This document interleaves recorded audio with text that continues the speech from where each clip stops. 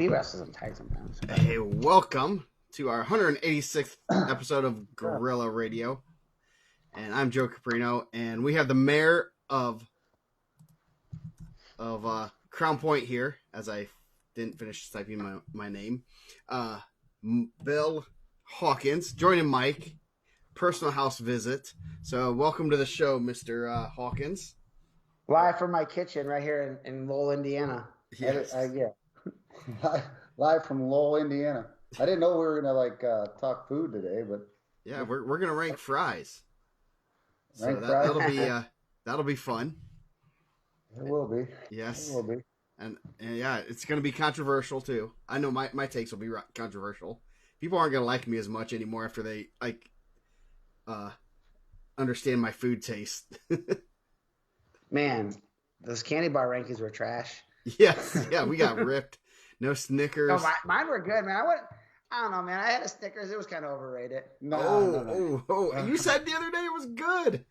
Man, I feel like the peanuts and the caramel were like real too hard. I had a bad one. Yeah. I felt like I was gonna break my teeth.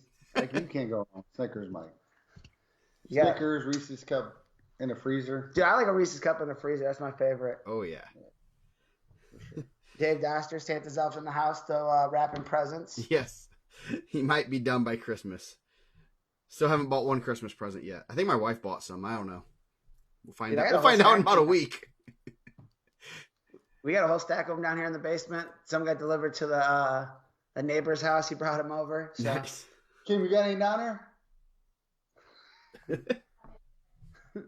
Christmas presents.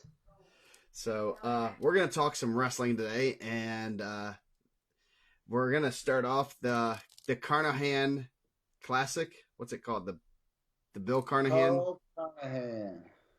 Who was Carl Carnahan? He was the first Crown Point coach. Was he your coach? He was not. Nice try, Joe. Coach Link was, but God bless him. But yeah, Carl was a little before Coach Link. But listen, it's a tournament that was always in place. It's just we built it to when we came in, we just decided let's just try to build something fun.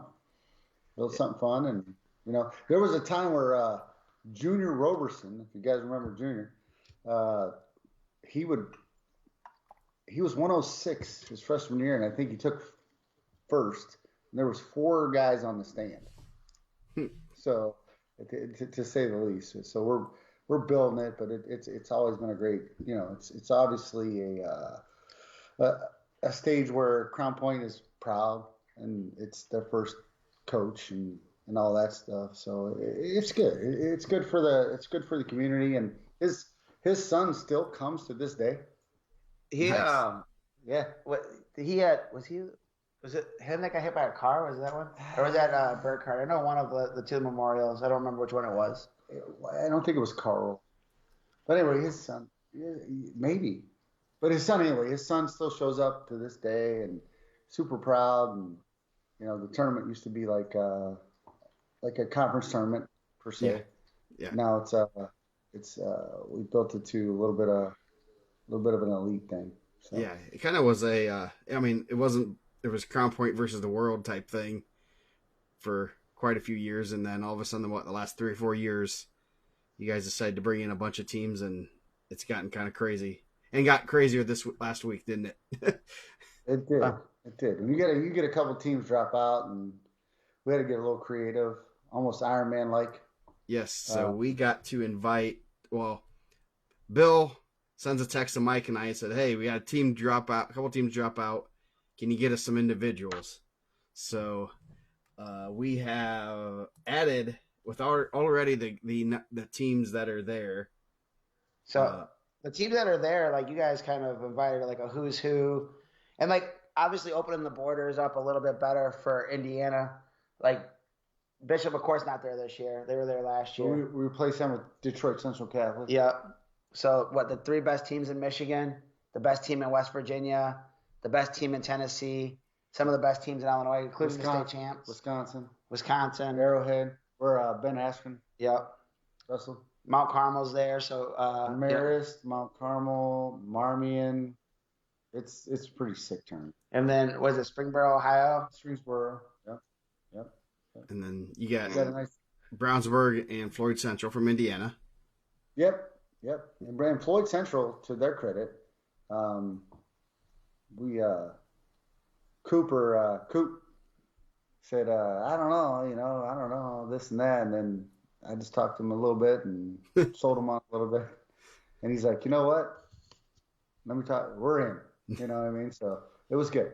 Coop, Coop's tough. Yeah. You know that. One of the toughest dudes you know. So yeah. So if you guys invited a lot of Indiana teams, I know last year there was a couple that didn't. We invited Mater Dei, but they got their holiday tournament kind of close to that era or in that arena. And Center Grove, I think they have a conference tournament or something. I think they got the county, right? Yeah. County or something like that. But yeah, we're trying to do some things creative, and we're not running from competition. No, not at all. We're not at our best, but the Red Dogs aren't at our best. But at the end of the day, I mean, we're trying to build the toughest tournament in the world. So at the end of the day, in the Midwest, but with the help of you and Mike, maybe next year we can do some like Ironman stuff. Yeah, that's basically what we kind of did here. Yeah, and like obviously it takes like a lot. Like obviously you have good relationships. It takes a good AD that allows you to do something like that. Oh, Bill Dorilla is like, when I talked to Billy D, I mean, he was like, I was like, hey, listen, we lost a couple teams, and that will put a scar on the tournament. And he said, what do we need to do? I said, we need to do what Ironman does. We need to open up some bids and see what we can do with in the best, whether it's in our state or not. At the end of the day, we had to go within our state because that's who you knew and Mike knew. And well, I reached out to some Illinois guys, and they got the Dvorak that weekend, so they were like, we're not going to jump out of that. Mount Carmel did jump out of that and came over to you guys. Yep.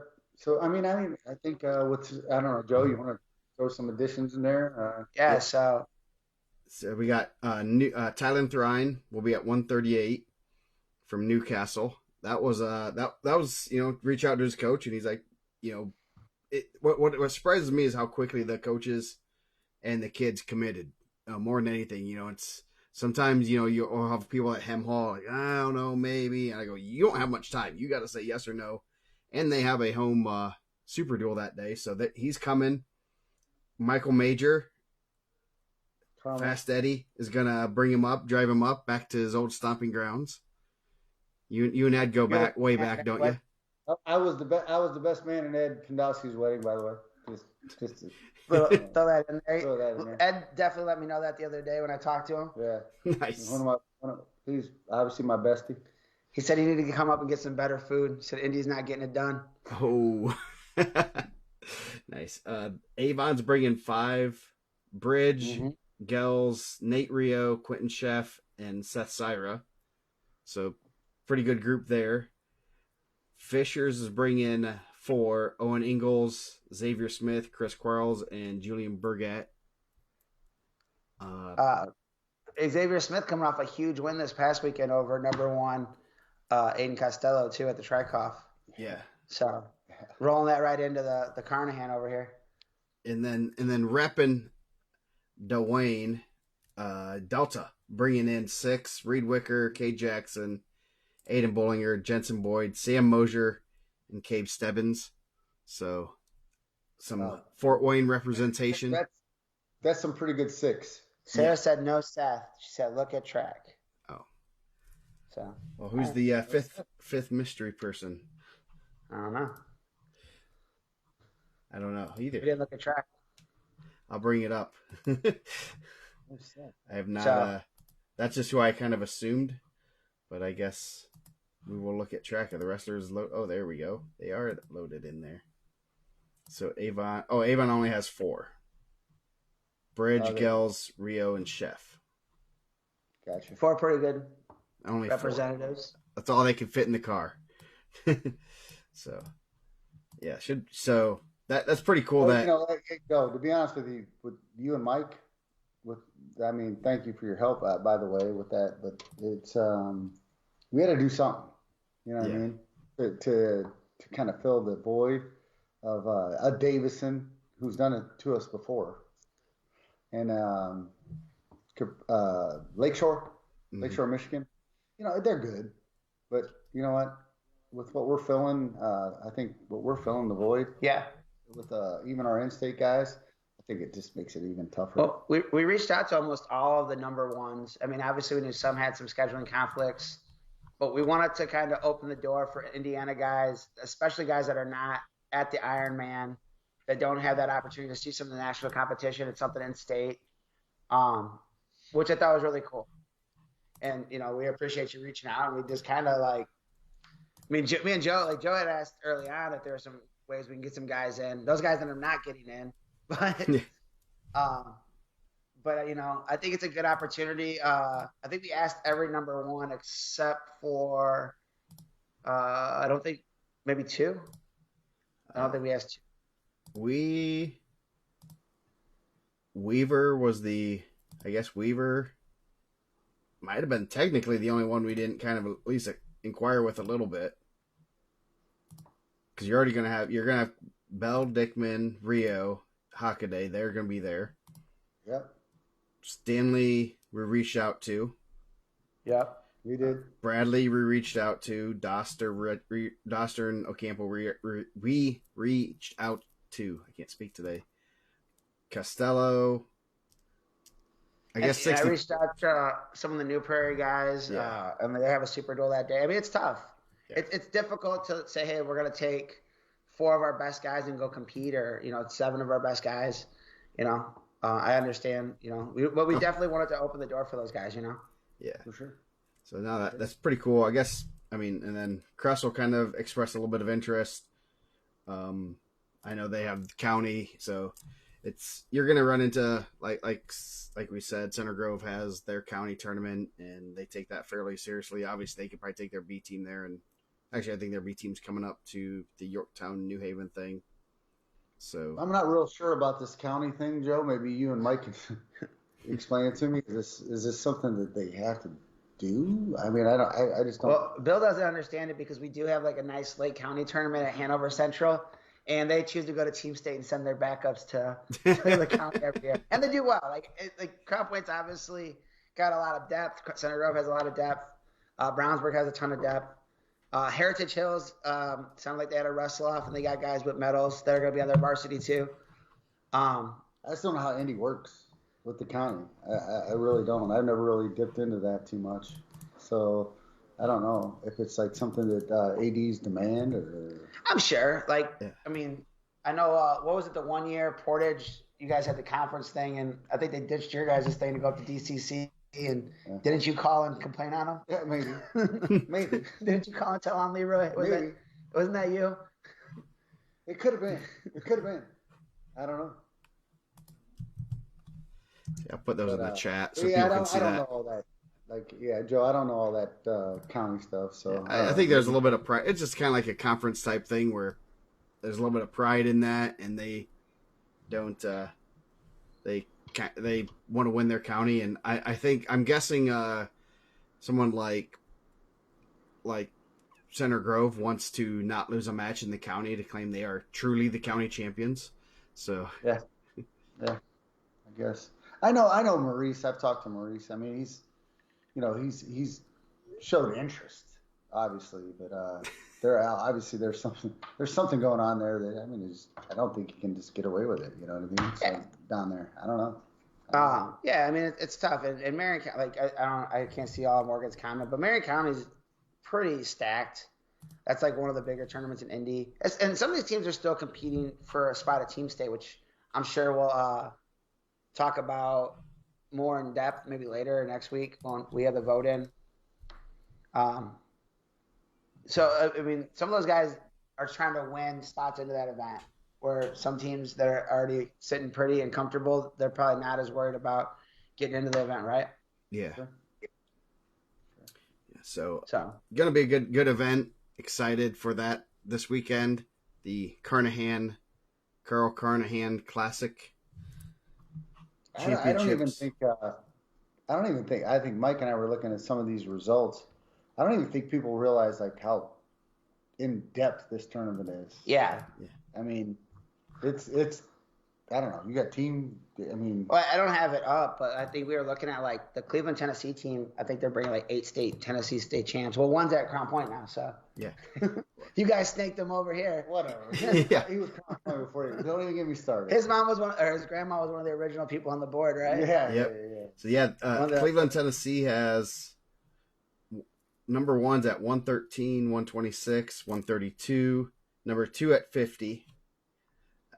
And then 215 and 285 are number ones. They're ranked number one in the state. So they so like as I said on the pre-show, I think I know why Szymborski had to come up to Indiana because he won that wrestle off. So he said he wanted to be varsity.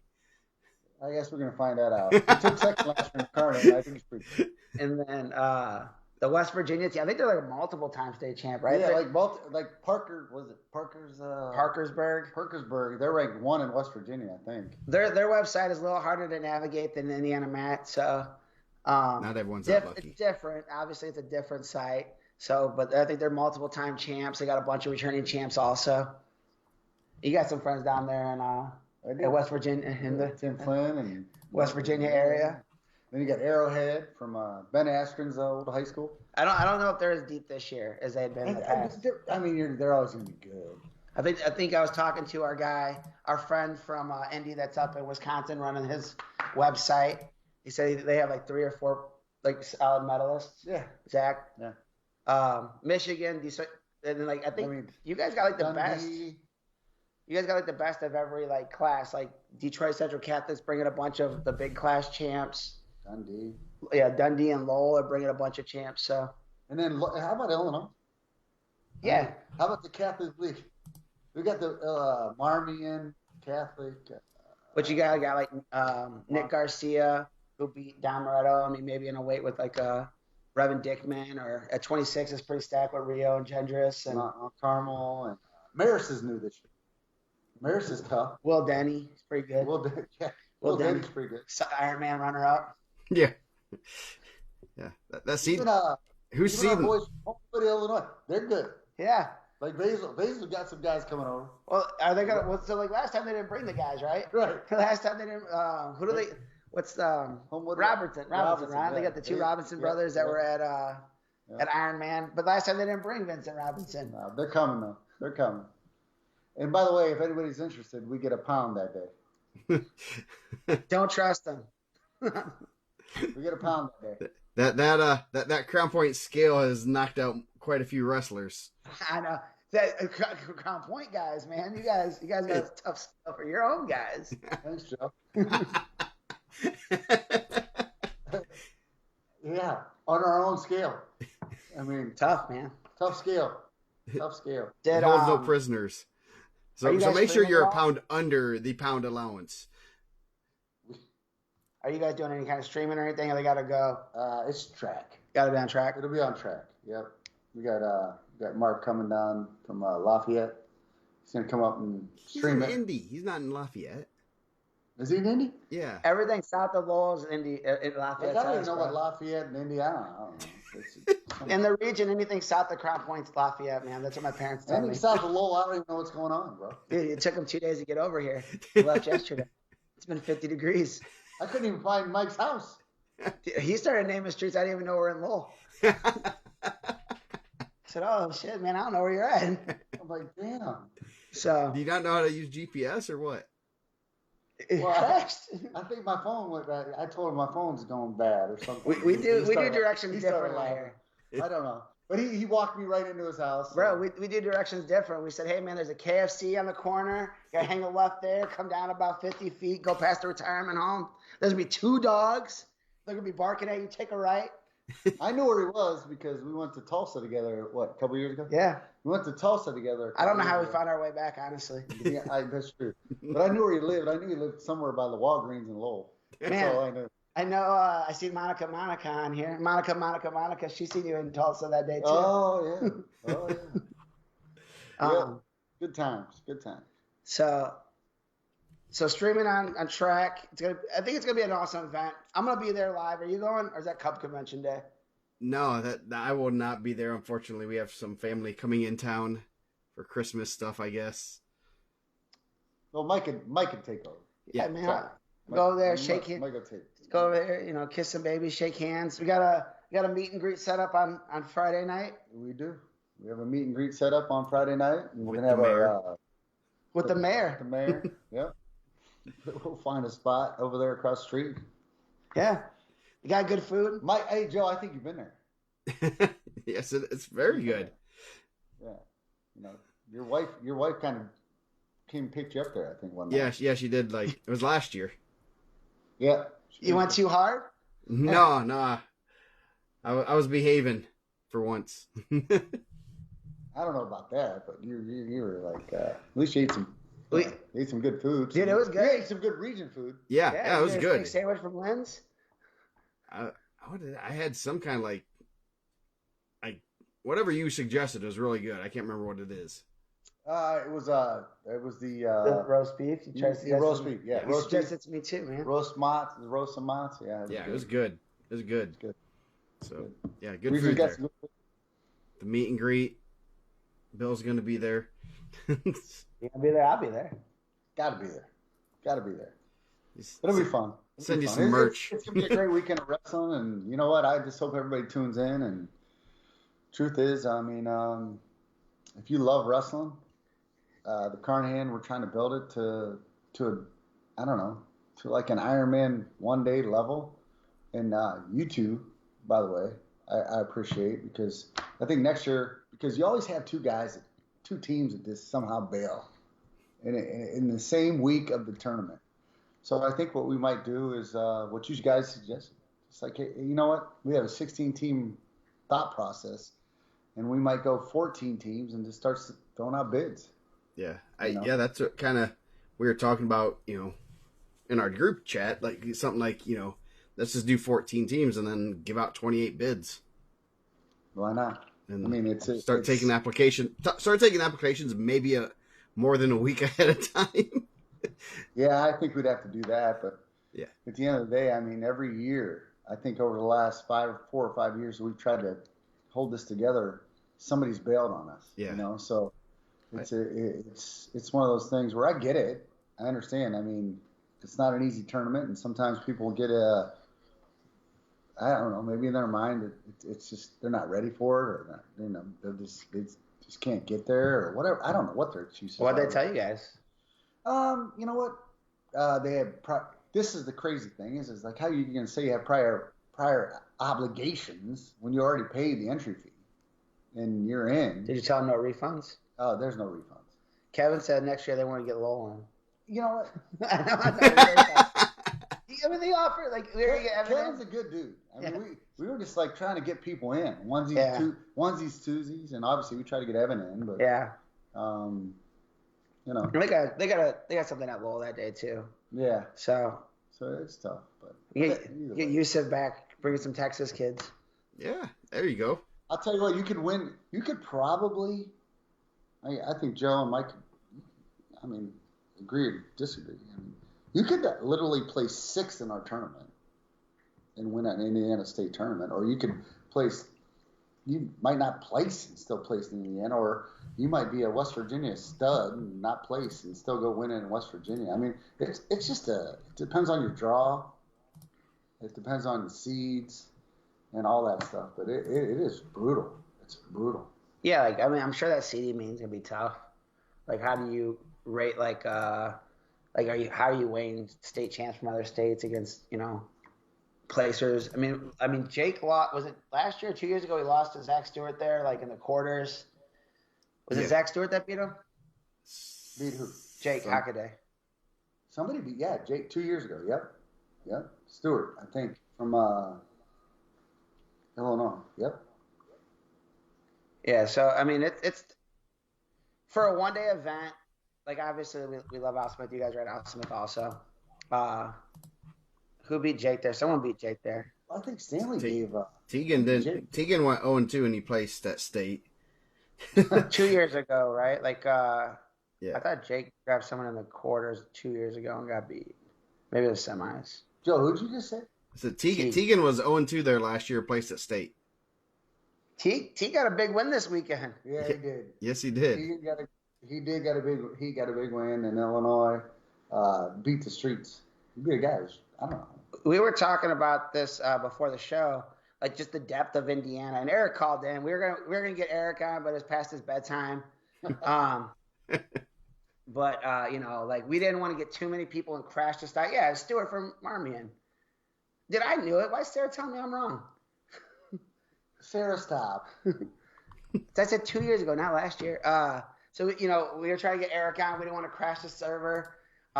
He's too handsome for the show, I guess. But you guys set a team up to beat the streets, beat Oak Park River Forest, which used to be an Illinois powerhouse. Took your varsity two up there, and you guys were second. Teagan beat a D1 commit. Commit to American. Yeah, commit to American. So yeah, it's like that's the whole. I guess why I love Indiana wrestling. It's just like it's crazy. Not just Crown Point wrestling, but Indiana wrestling. You go around I don't know. You just cross the border and beat guys that are ranked or going to commit to some D1 level school, and here we are handling our business. Indiana's. You know what? There's people like Ben Askren to kind of give us some love and some other folks, but at the end of the day, Indiana wrestling's pretty damn good actually. So I'm proud to be this team, and of course I'm a Red Dog lover. I truly love Indiana wrestling, even though people out there are gonna hate on me. I love Indiana wrestling. That's it. You just love wrestling. I love wrestling. yeah, I mean you got some love for the Illinois guys across the board. We got some Indiana guys coming home. I mean, I'm truly from Pittsburgh, Pennsylvania. Come on, let's be honest. Pennsylvania, come on, dog. Do you think the Mount Carmel guys make their guys go to the school and then drive back out here to wrestle? I mean, Captain Hodges is a Crown Point kid. He's a Crown Point kid. Does he get to stay home and just go to the school, or does Alex make him go all the way out there? Yeah, we lose guys. Nice. Tate's Lauren beat the number 1 Ohio State champ this past weekend. Tate's good. He's going to be tough. Yep. Yeah, those 106-pound rankings are just – they're not – those guys did not get the memo. You're not supposed to beat each other. Right. Yeah, I mean, it's tough. I mean, we kind of knew. I mean, a lot of those guys, and I know, I was wearing the Contender shirt last week representing. They killed it. They killed it at Ironman. I know. From the region, bro. I had a region shirt on today at work, so I love the Contenders. You're good. You're good. But like all those guys are up top, kind of wrestle each other in the room, so I'm sure they have a good feel. Trayvon Ducking lost to Case Bridge this week, so I mean, really good Ironman, and then comes back, loses to Avon, and then Case Bridge loses a kid from Mater Dei, Alden Walker. So in a good duel down there. So kind of crazy. It's a great city. Ducking places 6th at Ironman. He's not even the best kid in this county. Dude, tough. Yeah. It's a tough county, I heard. Yeah. Duck County, from what I've heard. Real tough. It is. The mean streets of North Indy. Yes. So, let's clear up the old Reinhardt rumor, and that's my guy. We're gonna jump right to injuries. Wait, we're not gonna go in order. Don't you see the order? We'll get the order.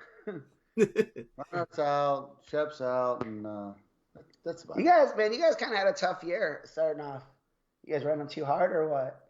I don't know. I'm gonna blame it on Andrew Howe. Oh man, that's a death wish. He's coming heavy after me now. Yes, I mean that's unfortunate. It is. We feel bad for Anthony. He's a good kid, man. Really good kid, going to Northwestern. Incredibly tough, man. That's not. I mean, you guys lost 2 guys that kind of in the mix for maybe finalists. Maybe. I mean, Shep was a finalist last year. Reinhardt's semifinalist. Yeah, but it's tough, man. That's 50 points off the board, basically. Yeah, it's gonna be. It'll be tough. I mean, it is what it is. But yeah, I went off here a little. I'll wait till Joe. We can get back to that. It's not big deal. That's. Luckily, you guys are deep enough that you can put in some solid kids in there and just keep next man up, right? Well, I mean, I think every program's looking for that, right? I mean, every program's looking for that next guy up, but and we preached that with our guys. I mean, we were a pretty big school. We got 130 kids out for wrestling. So It's a lot. It's a good amount. Do you know all their names? You know what I mean? And not everybody's that level, right? So at the end of the day, I mean, we preach it. Like, you got to be ready to go. Next guy stand. And I think every school should. It doesn't matter if you're small, big, whatever. You got to have a guy that understands that your number might be called, man. Your number might be called, and that's your opportunity. Yeah. And I've seen it. So have you guys. Yeah. Take advantage of that opportunity because you might not get it next year. Captor was our MVP last year. Yeah. I mean, to be honest with you, I mean, you talk about a guy who was a backup, and then Cruz got concussed, and Captor walks in and takes third in the state. Yeah. I mean, pretty good run. And everybody, by the way, Captor's from Crown Point, just so you guys know.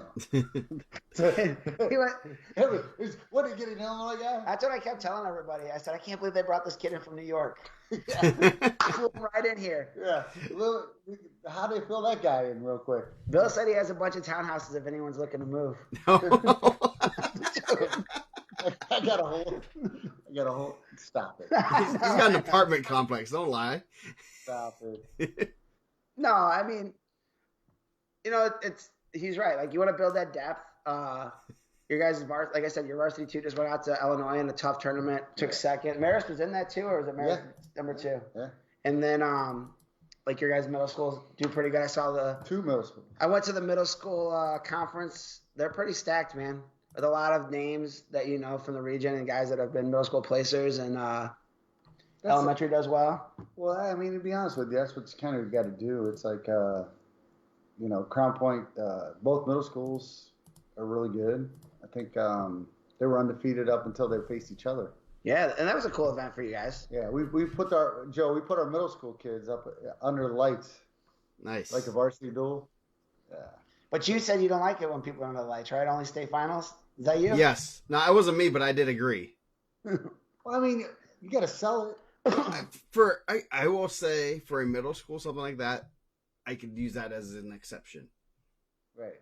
What about when it's a big rivalry duel? No. What if it's Avon Brownsburg? No. What about if it's Hobart Lowell? Yes. They had it under the lights. That was a good duel. Right. No, right. I don't know. It doesn't. I think it's been overdone, and it kind of was cool for a little bit, and then I turned the lights on. Let's watch some wrestling. It gets a little, and it's not the best lighting to watch or take pictures in. And I need good pictures for graphics because I'm tired of using LT Hawkins pictures. Why? He likes you. You just, keep telling me keep taking third at the IHPO, and yeah. I already took third twice one year. yes, he did. He literally took third twice. 2 medals. Yes. So yeah, they're hanging on his wall, Joe. Nice. So do you want to go back to the biggest weight jumps? We've been trying to talk about this. We've been talking about this biggest weight jumps for 3 weeks, and we keep forgetting. After the show's over, we're like, man, we did all the research for biggest weight jump. Well, I didn't do any research, so it has zero to do with me. I just said maybe this guy or that guy. Yeah. So Joe did the research. We'll have to rehash how we came up with this because Wyatt Davis was a state qualifier 2 years ago at 113 pounds. Has been ranked at 190. I believe he will be going 175. That's a big jump. That's the rumor. That's a big jump. Yeah. So he is going to be at 175 from the source I have. And if the source is lying to me, I will kick his butt like I used to do when he was in the high school room with me. So Justin Plank said Newcastle tried to do a lights out, but a fight broke out. Mean streets of Newcastle, bro. I'm telling you.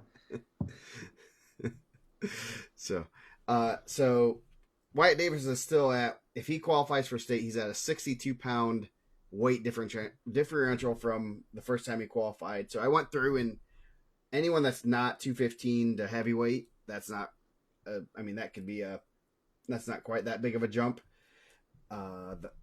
He would still break the record for if he qualifies for state at 175. So the other ones, record holder right now is someone Bill might know, Frank Norris. I gotta pull up when he graduated because I did not have his. It is not Chuck's dad. That's what I heard.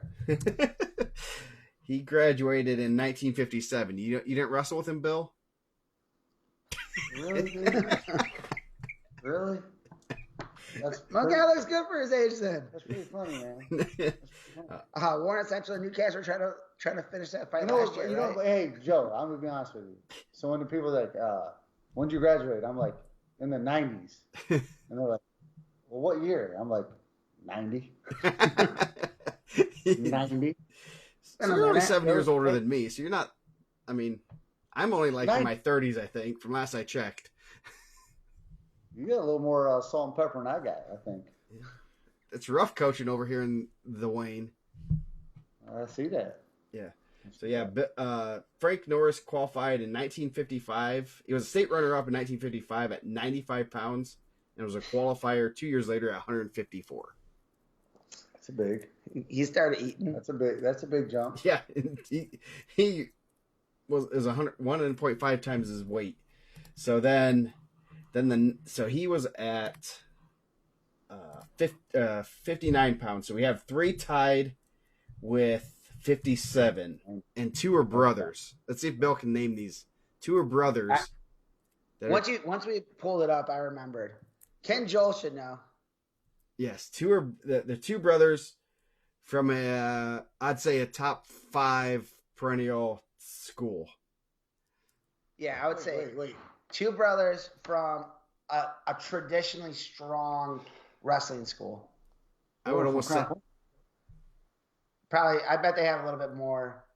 I would say a top 3 school. Would you say they're probably like legacy wise, like over the span, probably better than Crown Point? I know. You're get smacked. Would you say like probably top 3 program in the state? Cathedral. Ever? 2 brothers. Cathedral? Yeah, 2 brothers from Cathedral. Who would you say? That's a good one. I said that's a good one. No, Bailey's didn't jump that much. Joel, you're going to kick yourself. One might have wrestled with Braden. I'm still. One. Now they probably both wrestled with the Baileys, right? Yeah, I'm sure they did. Ben and Brian Harvey. Oh, Harvey. They both jumped 57 pounds. Didn't he go to the Army or Navy or something? Yeah. I think Ben did. They jumped pretty high. They both might have. I think Eddie P coached. Yeah, I think they're CIA kids, right? Yeah. Eddie coached those guys, and I know Harvey was definitely one of Eddie P's guys. Ben and Brian Harvey at 57 pounds, from 113 to 170 for Ben, and Brian was 103 to 160. Pretty good. And then the other one at 57, it was Jacob Laplace from Mishawaka. He went from 38 to 195. And then you have Trey Reese, 160 to 215. He was a small 250. He was not 215, but that's still a pretty darn big jump. Yeah. Then a couple, got one of your guys here. Who you know it is? No. Sammy. Yep, 106 to 160. Him and Chris Newman are tied at 54 pounds. Sammy's big now. The Sammy's bull. real big. You see the bull? Did you? Yeah. The latest picture of the We bull, need to do another one like because he jumped more. He was like 184. Yeah, and he's big. So the other one at 52 pounds is Al Lumino. I have no clue who that is, but I will look it up because there's a website for that. They said Bretton Russell is going to wrestle heavy next year at West Point, which is pretty cool. Oh, wow. Who's that? Bretton Russell, he battled for Warren Central. This is uncle in here. They said he's doing real well. I was just talking to him about it. Wow. I think his style is going to be pretty exciting in heavyweight. Al Lumio from East Chicago, Washington. He won state at 103 in 1942, and then was runner-up at 155. Do you have it in front of you or no? What? You know what East Chicago, Washington's mascot was? The Senators. Senators, man. There you go. I have it in front of me. The Senators. So then, East Chicago Roosevelt. Do you know what East Chicago Roosevelt was? no. Rough Riders, bro. Come on. The Rough Riders? Yeah, Teddy Roosevelt, right? Yeah. And so the other guys that are 50 pounds, right? the Roman brothers were both went up 50 pounds in their careers. Jason Strack, Tyler Fuqua, 120 to 170. Summer. Yeah, Fuqua. Fuqua's like umpiring softball. Yeah. I've seen him this summer. He's pretty jacked, man. Drew Hughes and Chase Osborne, and then there's some other ones, Frank Anderson and an R. Miller. So that one, R. Miller is a little old. So what was Drew? Drew was 120 to 170. 120 to 170. That's a big jump. It was a big jump. It's a big jump. Yeah. Yeah. I mean, anyone going 50 pounds or more, actually anyone, you can look at guys going down here. You got Kevin Carr, Sean McMurray, Brant Whitaker, Josh Farrell. Sean's doing really well, yeah. Slivka. Yeah, no rights. Jordan Slivka went from 13 to 60. So pretty interesting to see all these jumps in weight and, still having success. That means they're good wrestlers. Yeah. They're doing good. Yeah. Now this is a Thomas Eric. This is a jump from qualifying for state 1 year to another qualification. So it could be freshman to most of the time it's freshman to senior years. But it's their lowest weight they qualified at and the highest weight they qualified at. And I'm subtracting jumped pretty high. Teague, 38 with 38 pounds, 6. Nope. Teague went from 6 to 44.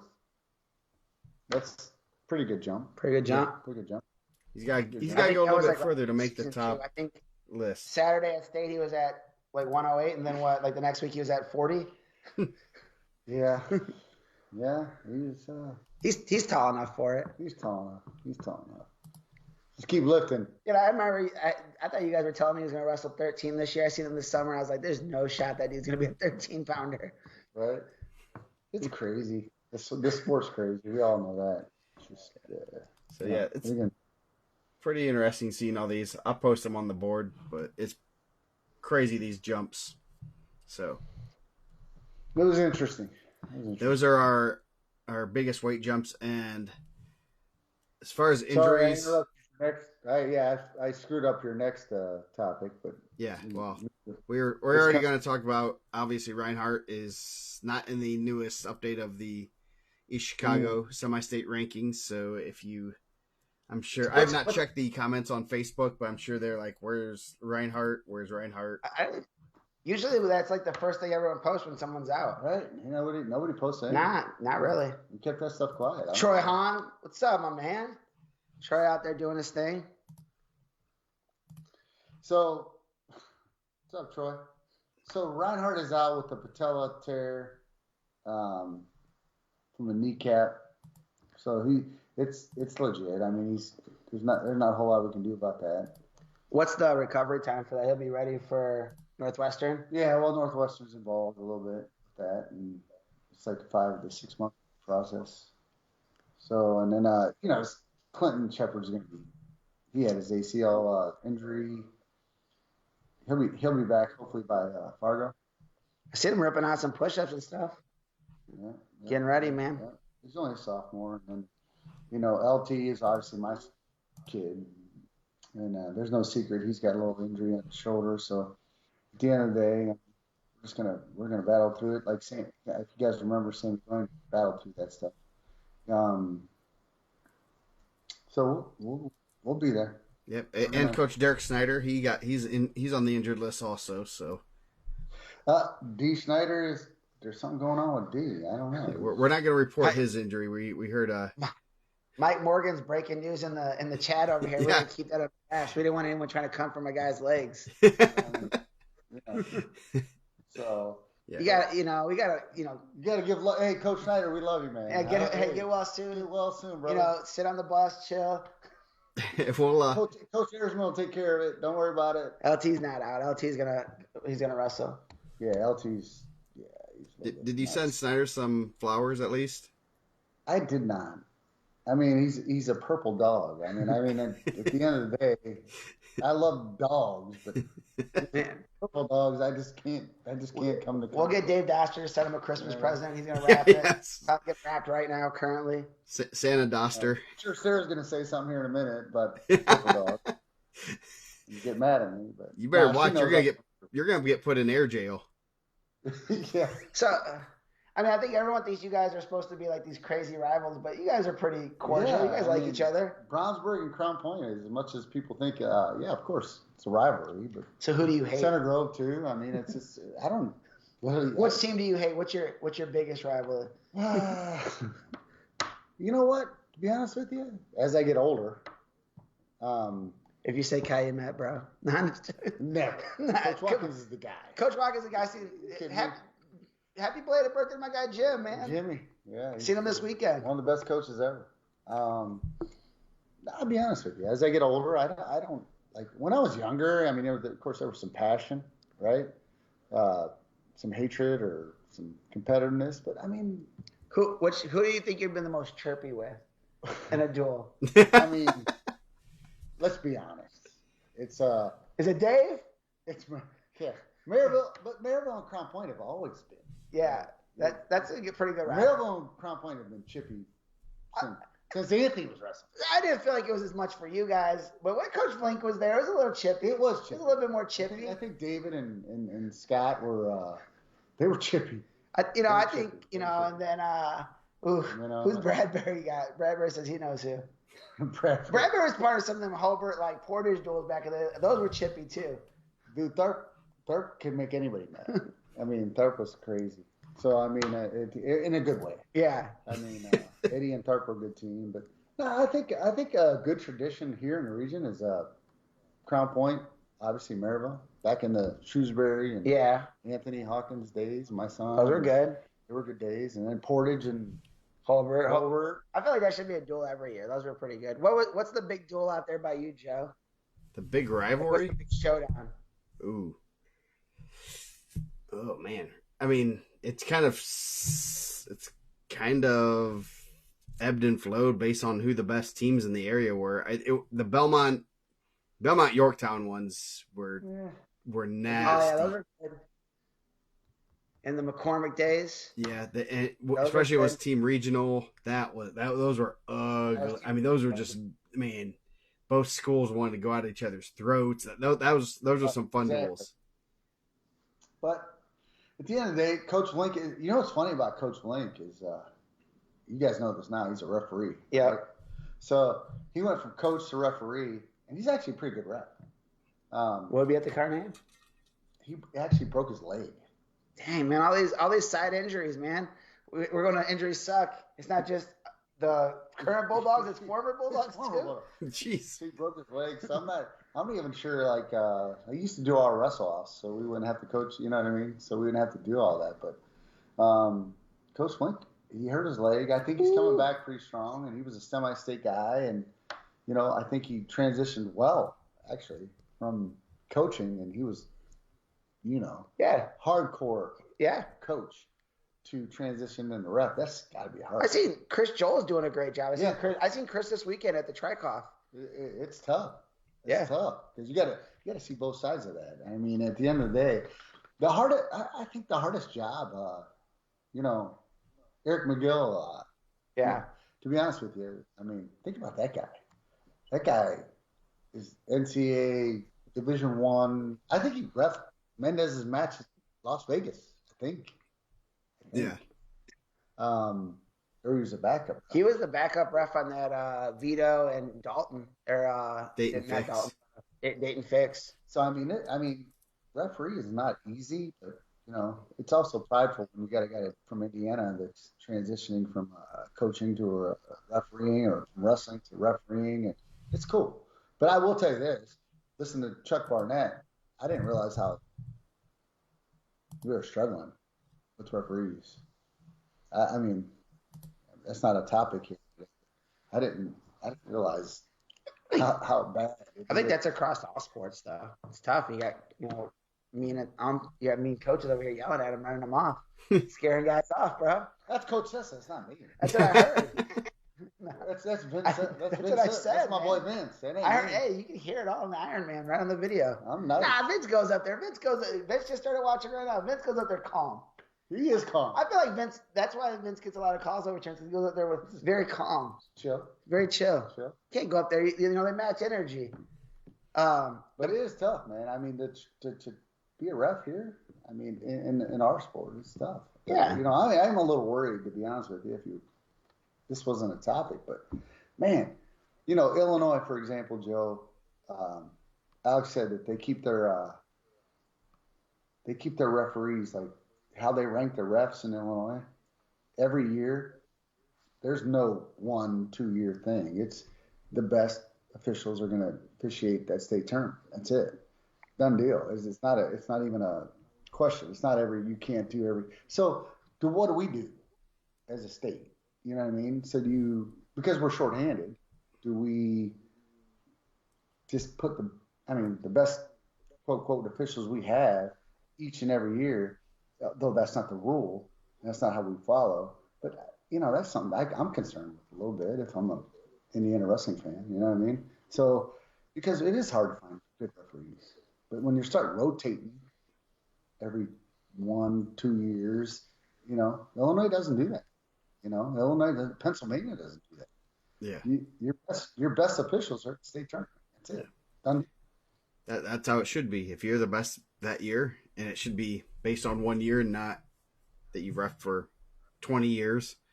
You could be a first-year ref if you're voted or rated that high, then do it. I mean, I know there aren't. I mean, like Eric who we were talking about was definitely early on. You knew he was a really good ref, but for him to get to state, it take him.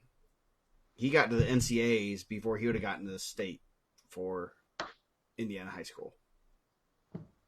Yeah, I think, and I kind of asked those guys before. I think he's kind of the anomaly, though, right? Yeah. Oh, 1,000%. Like he's kind of the anomaly in that. Like, I get it. I mean, it's tough, man. It's incredibly tough. And how do you know who's the best? Because you're pulling from a big area. How do you know who's the best? Yeah. Like if you don't see those guys, and we call it like our guys call it different up here than they do in Indy, and Indy calls it different than Evansville. And I mean, I think that we should be calling it the way we call it up here. I mean, I want to see action. Like that's hey, I'm Team Colburn all the way. Yeah, no, I see the general this weekend. I want to see people getting banged for stalls. Yeah, and that's one thing. Like I've said this multiple times. Why I always liked when we were at Carroll, we would go to Indy. We'd go over to we actually would go to Maryville. We'd go to Al Smith. We'd go different areas and try to see not only different competition, but seeing different refs so that we know that these refs call things differently. And, you have that in your back pocket when you see them at semi-state or state. As a coach, I'm sure you know that if you have some certain refs, you're like, man, that guy's never going to call stalling on my kid. That could just be laying there taking a nap. He won't call stalling. I know some guys like that. I do too. I get it. Yeah. But, I get it, so I don't know. I just think it's a bigger topic than, you know what I mean? Yeah. Maybe another day. And honestly, I'm not going to I'm probably not the guy to comment on that. I've never been a ref. I mean, I know you had your license. It's hard for me to say, well, it's going to be this or that because I haven't been in those situations. I mean, it's easy for me to be critical because I'm not there, No, I agree. I just think that sometimes, we have a one-state system. I mean, a one-class system. So at the end of the day, it should be, Illinois has 3 classes, right? Yeah. Pennsylvania has 2 classes. And they continue to tell me, and of course I got buddies from wherever, and they're like, you have to have the best officials every year. It doesn't matter what, it's not a 1-year break. It's not a 2-year break. You got to have and especially with our situation. Yeah. And dude, I'm going to say this in the nicest possible way. Like, you're right. Like, they're on this rotation. You see the same guys at Team State every year. Those guys are invited, right? Like, who everyone feels are the best guys. And that's not me knocking anybody. I don't even know who's at Team State. I've only been to the 4A one. I used to go to the Coliseum when it was all there, which was cool. But those guys are not getting rotated out of there, right? I don't think so. What do you say? They're not getting rotated out of there. No, Team State is like the top, whatever they use, 25 officials, 30 officials, they use a ton. And they just straight go down the order. And there's, if you're the top 25 official for the next 20 years, you're probably going to get in as long as you accept it. Exactly. Yeah. And that's kind of where I think we should get, especially if we're having, like, Chuck's my guy. Yeah. Like, Chuck's a good dude. So if we're struggling to have officials in Indiana, if that's the issue, then and we're a one-class system, I just feel like, then we need to go with our best. We need to go with our best because at the end of the day, when we go to a state tournament, I mean, it's a one-class system. And so it's put the best out there, and that's it. Now, I get it. We have rules and regulations and rotations and all that stuff. That doesn't mean it's right. All I'm just saying is we need to probably look into it a little deeper. You know what I mean? Yeah, I think a little bit of it is some of the rating systems we have are a little, like, it's kind of old school. You can get kind of the good old boy system of people being rated. I don't know the right way to rate guys every year because I know older officials still get votes from people from, I think you do that all the time. From a long time ago that, they haven't refed for and they're still getting rated really high. And it's like, we got to have more truthful ratings and ratings that don't ding a guy. Right now, I believe if you can really hurt a referee by giving them just a 4. Right now, you give them a rating of 5, 4, 3, 2, or 1. I think if you give a 1 or a 2, you have to give an explanation. Exactly. But you can hurt a guy big time from getting state by just giving him 1-4. I don't think that's right. I think our rating system needs a little more flexibility, and I don't know how I don't have a solution, so I hate to complain about something I don't have a solution for. But at the same time, you can't have that kind of... I don't know if we do, Joe. Yeah. We don't have enough officials. Yeah. The solution is we need more officials. So I think it's just more or less we need to get guys we need to have a better rating system that truly reflects this year, and guys aren't getting hurt. If I truthfully give a guy a 4, that basically to me it says you're a semi-state level official, then it's a weird. You shouldn't have to get all 5s to go to. I mean, you should be able to give an official true ratings. I don't know. It's a weird system. Well, hey, you know what? With the girls wrestling, obviously, Doug Strader's a really good buddy of mine, but he's really doing well at Crown Point. But he brought up a good point. He's like, when the girls' state tournament's going on, I mean, we got some stuff going on in the state of Indiana with the boys. So a lot of those good officials are going to girls now. So for the state tournament or whatever, and they're missing out on some other stuff here for our boys. But at the end of the day, it's like that's the whole point. You got girls that are sanctioned. We just do not have enough officials. Yeah, no, there's definitely a call for more officials. So if you are, work to get your license, it's great extra money if you can't coach or. Do you want to throw Chuck's number up on there so you can call him? Was it 219-749? Chuck's all about it. You know what? Chuck is literally, he's trying to sell it. I mean, he really is. He's trying to get more officials out there. But, for whatever reason or another, we just, in our state, we're struggling a little bit. Yeah, I think that's every sport. Okay. Looks like they have made it a 10-point scale now, which that should help. That could be, actually, that's probably a little bit better as far as, and Nick just put it in there, a ratings. So a 10-point scale makes me feel better about giving a guy an 8 when, or a 9. Or money. So. They said 10 points. I mean, I don't rate anybody, so. Yeah, I don't. Luckily, I'm not part of that. Somebody said where the money is or whatever. I don't know. You're right. Yeah, I don't know. So I don't know. Anyway, it's tough for our sport. It's tough for our sport. It is because with the new. How about this? You guys probably talked about it. The new point system. Yeah. I mean, the 3-point takedown, Joe, and the back points. I mean, to have officials, I mean, that understand the sport. I could go on and on and on about it. The bottom line is, it's important. You get 1 point of contact in bounds, that's it. Do you have a favorite official? You don't have to say their name. I don't want to hurt anyone's feelings. Well, since Coach Link was my coach, Coach Link's your favorite? Nah. I love him. You like Jake? Jake Rodriguez is your guy? J-Rod retired. He's going to stay principal. I don't know. There's some good officials. There really is. But I like Fastball Fred Sanchez. He was my Freddie? He was my assistant principal at IndianaMat. He was wasn't he a coach? Yeah, he never coached. But he was a coach. He was a coach at IndianaMat before, yeah. Fastball Fred, they called him. No, you don't. They don't call pins like Greg Moe calls pins. Yeah, ask for Tor. No, that wasn't. That wasn't. No, he didn't call. We're not gonna. Sure. It wasn't Greg Moe that called No. that. Different bald-headed guy. You're mixing up your bald-headed guys. From the Fort Wayne area. He's not in the Fort Wayne area anymore. No, not anymore. He got excommunicated. Yeah. You might be in the Brownsburg area. I'm not saying, man. I'm not. He used to be a police officer. I'm not trying to get a ticket. Don't worry, I got Hector to get you out of that. You're gonna get it, man. I thought I could get all these little tickets because I knew Sidney Hughes. And I got Hector Mendoza to get us out of that. I'll try. That's funny. Oh man. Ken Jaw said, "Give me Frankie." I believe that.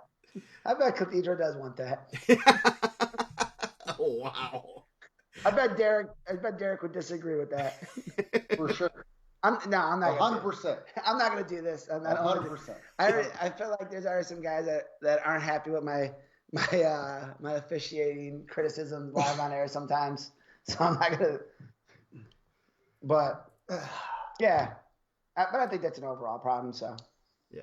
If you're ever wondering, I like Mountain Dew Zero. Bring on Mountain Dew Zero. Mountain Dew Zero. That's all I care about.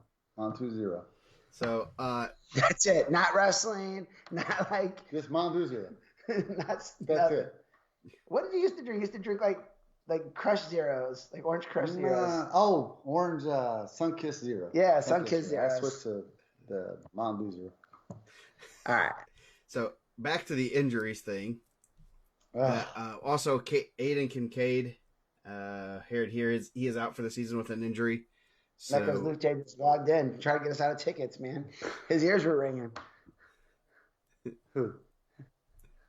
Becos. You got us?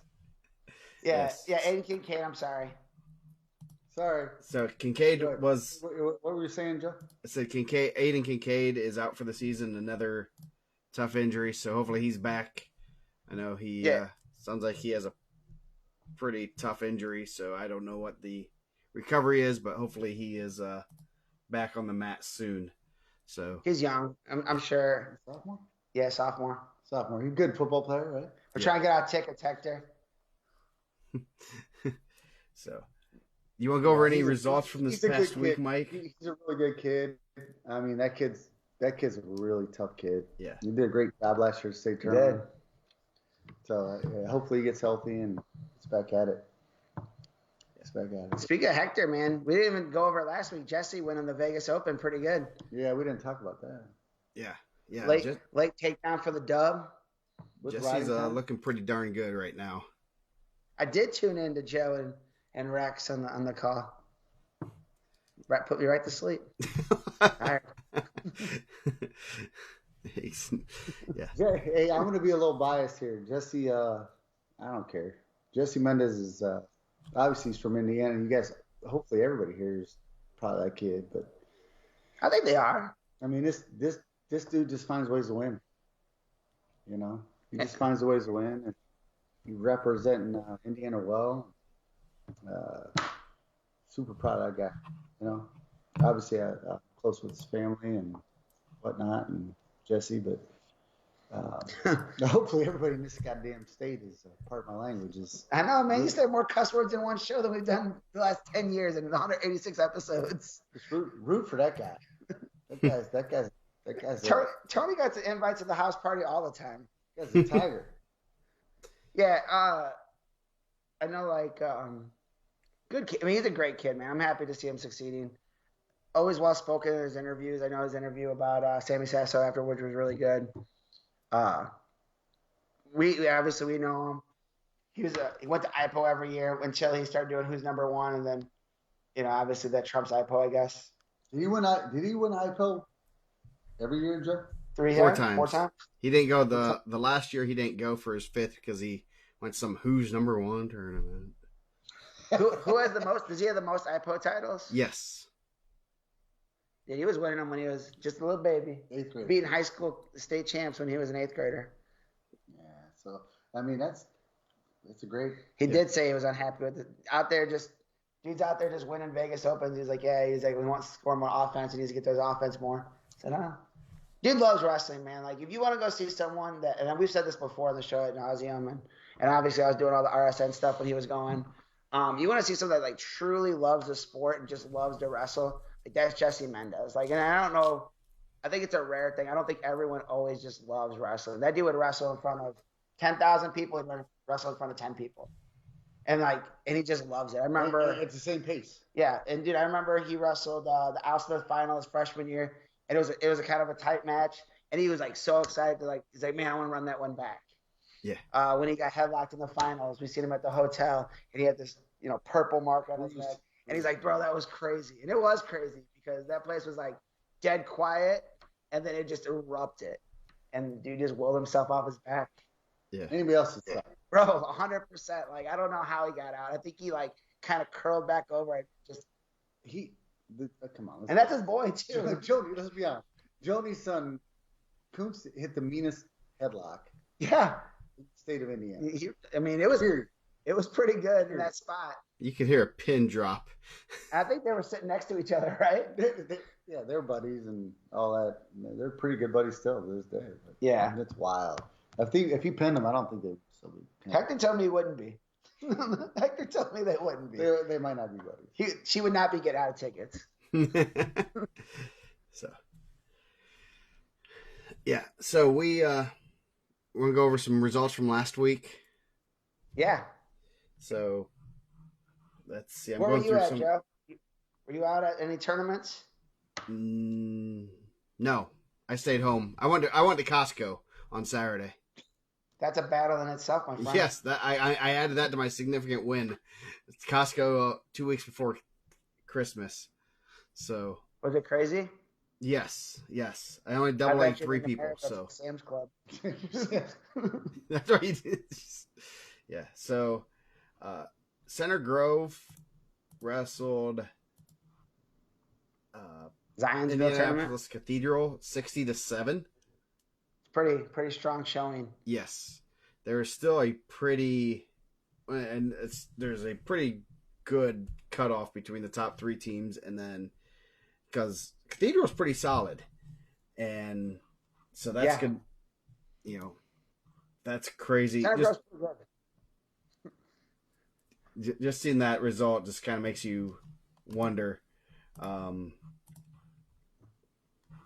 Westfield over Warren Central. Westfield looks like they kind of have a sneaky tough dual team. New Haven beat Garrett. Riley Better says that, Coach Hawk. Is that right? Yeah. Oh, yeah. Well, I was going to say something. You guys got me off. Forgot. Think about this. Jesse's a junior in college right now, right? Yep. When he was in 8th grade, he wrestled senior Jacob Moran. They were 4 years apart. Now Moran's still wrestling in college. He's a senior, I believe. He is. Yeah. They used to be 4 years apart. Now they're 1. COVID year, man. Yeah. So let's see. Go down. Westfield is a pretty good squad. I think they have some good young guys too. Yeah. Carnahan, real deal, man. I think he's going to be pretty tough for them for a long time. Portage and Maryville. Portage beat Maryville 50-23. Yeah. Wow. Then let's see. North Miami over Northfield. I believe that was how it ended up 1A. I know there's some teams in there that are trying to get into Team State and stuff, and North Miami has a pretty solid team there. Columbus, they do, man. North Miami's got some really good individuals also. Yeah. Columbus East over Franklin, 39-25. Columbus East, it was a big weekend for 3A jockeying and seeding. Man, Cooper's a real deal, man. They just reload with solid guys every year. They'll graduate and be like, man, this is the year they're going to kind of catch. Yeah, Chris Cooper, man. They do a good job. They're going to have some pretty good seeding coming up in their tournament this weekend, I think. Yeah, that's right. I heard the Cooper Classic, as I like to call it, is going to have some good seeding, so should be some good. And then Columbus East went to Perry Meridian for the Falcon Duels. They beat Carmel, Greenfield Central 39-27, Perry, and Evansville North, and Triton Central. So some good matches there. Riley, number one, man. And they have a big one this week. City rivalry, not just a county rivalry, a city rivalry. North and East are wrestling. So, other big ones. Obviously, you were at the Trike-Off. You want to talk a little bit about the Trike-Off? Yeah, a good day of wrestling. I think that kind of. I got there. I didn't get there for the first round. The first round is usually pretty quick, but there were some good duels. Whiteland and Hanover Central looked like it was a good duel. They got to do that in the wrestling room, which is Coach Bradbury was in here. He said that match felt like it took 2 hours, 3 hours. He felt like he was in there forever. Lowell beat Portage, and then they beat New Prairie, and then they beat Franklin. So Lowell's pretty good, man. They beat Hobart on Wednesday. I know they're up for the vote for 3A. They should probably get it. I think so. I think they're pretty good. They have some really tough freshmen. They have some flexibility down low. Getting Evan Stanley back obviously helps them a ton. So they looked good. Franklin looked good. I think they got some good big guys. Shout out to my boy Tante. And they got me some T-shirts. Got some Franklin T-shirts. I should have worn that tonight. Man, I don't got no Bulldogs T-shirts. Only the stuff that we got from your team. I came to your house and I came in. I know. What the hell? I was gonna get a Bulldogs Premier shirt. I don't even have one of those. That we got to see. There's a lot of tough individual matches over there. I seen Hobart was bumping some guys around. You had Chase Yant and Seth Aubin. I think we talked about early on Costello and Smith. Smith got a win over Aiden Costello.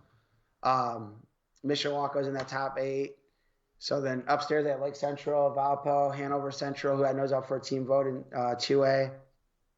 We skipped right over Mike Morgan and the Purdue Polytech. Are they the Techies? Yeah, they got a big job this week. The Techies had a good tournament at Bishop Chatard. They beat Bishop Chatard. And yeah, they are. I believe they're a 2A possible vote in. So we have not seen the final list of who's votable. So that should be very interesting to see when those goes. I know you're on the voting list, so you're still waiting for your list. I am. I'm in there. Mike takes bribes. What's your address? 18486, man. Sandusky Drive. It's a good collection of people, and I think it's from all over different areas. So, you get a pretty good mix, and those guys kind of see different people. But yeah, I think Purdue Polytech did a good job of putting themselves in the mix. I'd have to look at it and see where everyone falls, and it just makes these duels kind of mean a lot more. Not that it's the end all be all if you lose one, but if there's someone that you're going against, there's right in the mix. They're kind of going to weigh that. I mean, Lowell beating Franklin was huge. They got a win over Portage beat Mishawaka. They got a win over Hobart, who's in. I mean, Franklin's up for the bid. I mean, New Prairie's in on the 2A. Mm-hmm. So, yeah. With us, Lowell's wrestling well. Yeah. They're in our section, our regional, and there's so at the end of the day, we'll keep an eye on those guys. Those guys are good, man. Kevin's doing a good job for us. Homewood had a huge weekend too. They got a win over Delta. Homestead. Yeah. Yeah, Homestead over Delta. That was a good win for them. And yeah, that's I know they're trying to maybe get one of the last spots at 4A. So yeah, and the 4A one's tough because you got some. It's kind of tough to go past some of those traditional powers because I think sometimes those guys can get the benefit of the doubt, but I mean the results speak for themselves, you know. Yeah, I know. Homestead will be at Penn this weekend. They'll see Penn and New Pal and a couple other teams down there that can. You win in there, you can really solidify yourself to get in there. Yeah, and I think it's been really cool for the sport in the sense like you get a lot of teams trying to schedule those events where you're going to hit some of those teams that are going to be in the mix for that, whether it's Lowell, and they kept asking like, well, those on board, they want to go. I hope they submit their stuff to I think Dane or Ratliff, whoever is taking the applications. But I mean, they're trying to buy team state stuff. Like, what do you think? I'm like, I don't know. You guys just won the Tri-Coff. It's one of the best team tournaments in the state. You beat teams that were already in. Portage is tough, man. They're solid. I mean, you guys kind of put it on them a little bit, but you guys are pretty tough. But I think but they were down some guys too. I don't know if it changes. Well, I mean, at the end of the day, I mean, we were down some guys. We didn't have our football guys. So. I said they were down some guys. I'm not making excuses for you guys. Kind of were a little bit. Not you. I'm making excuses for them. I'm not making excuses for anybody. Anyway, you know what? Acuna's doing a good job. Yeah, he is. I don't think he was there this weekend though. I think Wilkins was in the chair. To be honest with you, Junior's been traveling around. One of the things that people like off-season stuff. One of the things that people don't understand is like, what are you doing in the off-season? I would tell you, Junior Acuna was traveling around with his kids pretty regularly. So I'd say he's done a nice job with this program. No different than Kevin, what he does, and Portage is tough. They got some really good kids. And I think they lost a couple kids that were on their middle school team last year. But we live in a weird area where you can kind of – I mean, do you guys lose a lot of guys to Ohio over there? No. Mainly because the area in Ohio isn't very good with wrestling, so it's a lot of small schools. And, yeah, I don't really recall losing, at least up here. I'm sure maybe down by, like, Lawrenceburg and stuff like that, they might lose some to like, the Cincinnati area. And I don't think any of our guys creep into Ohio or Kentucky at all, right? If those guys are there, they're really going to. They more come up here than go down there, other than Nathan Boston. Yeah, and we know obviously we have a legend across. I mean, you guys were coaching together for a long time. A legend across the border at Mount Carmel, and a lot of those guys train at Region, and it's kind of like a nice, go train with your coach. Go over there. They wrestle a good schedule. There's a lot of tradition at Mount Carmel. I mean, they got Olympians, they got, multiple champs, NCAA champs. So and they'll be at the Carnahan. They're going to be at the Carnahan. Someone put that as one of the biggest rivalries now. You know what? Yeah. Mount Carmel, Crown Point. Those are pretty heated duels. They are. They're pretty exciting. They can get you this year or no? I don't know. Is it at your guys' place? It is. Can't lose them though. What do you guys call it? What do you guys call the gym? Dog pound? Dog pound. No, you don't. Do you really? No, now we do. Okay, well, there's a guy on the board. I don't like to talk about him on here because I don't like to give him any kind of credit, but he likes to go by dog pound. Listen, that dude loves us. That's all I can tell you. That dude loves us. Dog pound red, Joe. Dog pound red. No, don't do that because I feel like we give that knucklehead too much love on the board already. Yeah. You're probably right. You probably hurt us more than he helps us. Right? I know. He's such a good guy. He's such a good guy. I have no clue. Does he hurt you guys? I mean, you got to live it. He helps us. I think when he's on there, our views go way up. Our advertising revenue skyrockets. Like this. Like that. It goes up. Every time he posts, I'm like, yes, there's another $20 ad revenue. Yeah. Yeah, you know what? That's funny you guys say that because everybody has their. Yeah, it is what it is. I don't even want to. I don't want to. It's like a jinx thing, right? It's like that's what they're saying. Yeah, it's like Brewer keeps saying it's like a jinx thing. You got a guy on there that he truly cares about, obviously us, but at the end of the day, it's like he doesn't realize maybe sometimes he's he's not doing us any favors. But at the end of the day, that's who he is. I mean, he's all in. You love your team. I mean, just like you like the Steelers. Team. I mean, yeah. You're the DPR of Steeler fandom. Is that you? That's me, baby. You will defend the Steelers to your death, right? Oh, well, listen, I'm from Pittsburgh, Pennsylvania. I mean, you might people. I mean, if you were born in Pittsburgh, Pennsylvania, you did two things: you wrestled and you played football. That was it. That was it. Basketball, what even? There ain't no professional basketball team in Pittsburgh. It was wrestle, football. They probably make steel too, but yeah. They made a little steel. They made a little bit of steel also. And God bless. Hey, I'm gonna throw a shout out to my dad because why not? I'm here. Yeah. Hey man, sure. The dude was 72 years old and just retired last year from the mill, from the steel mill. Nice. I mean, come on. Out there making that money, boy. Out there making that money. But at the end of the day, I mean, that's all we did in Pittsburgh. We wrestled and we played football. That was it. And you loved the Steelers. So at the end of the day, I mean, steel curtain, baby. That's all I can tell you. Steel curtain. Talk about Hawkins. They're saying a Jew. It ain't me. Hey, I read these texts. It ain't him. It's not me. I would never do that. That is some slander. Oh, I'm not setting my team up for failure. Not at all. I remember you had a wrestler one time was changing people's profile pictures, and then he accidentally left his phone on a table right in front of me, and he had to ask me for it back. That was fun. Initials AB. Yes, he might be might wrestle for IU now at this point. Dude, I'll get the bandit shirt. We'll wear it next week. I still got it. my Benny Dalton State shirt. Hey, can we throw a little shout out to Riley Beddick, ranked number 1? Yes. JUCO, come on. Very good. Ranked number 1. Indian Hills, Coach Spree. Remember? Do you remember Matt Herford from Culver? Yeah, I do. That was his coach. Herford went to a different school, but Spree. If you look at their roster, they're loaded with Indiana kids. And Spree, I talked to him one time, and I'm going to give him a shout-out. Bedich is going to love this. I'm sure I'll probably get a text from Spree. But Spree talking to him, he's like, man, there's so many schools in Iowa that have wrestling that's so hard to recruit, especially for junior college. Yeah. And so he's like, I need to find different areas. And he's been picking off Indiana guys like it's it is his job. So he can sort of like it is his job. Sounds like it's his job. Yeah. He had Riley's doing really well. Yeah.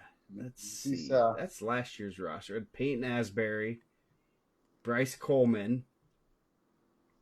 Who else did he have? Obviously, he has Bedich. Man, where's the? Come on, you guys gotta have a better roster here, guys. Shout out to Blake Gorman too. Here we go. Justin Brown from Floyd Central, Bryce Coleman, Jaquan East from Kokomo, Keaton Morton from Perry, Gavin Whitehead's on their team. Bedich must be listed as Michigan or something, but yeah, so they got quite a few Indiana guys in there. So Coach Spree, he definitely loves to come to Indiana and pick off some guys.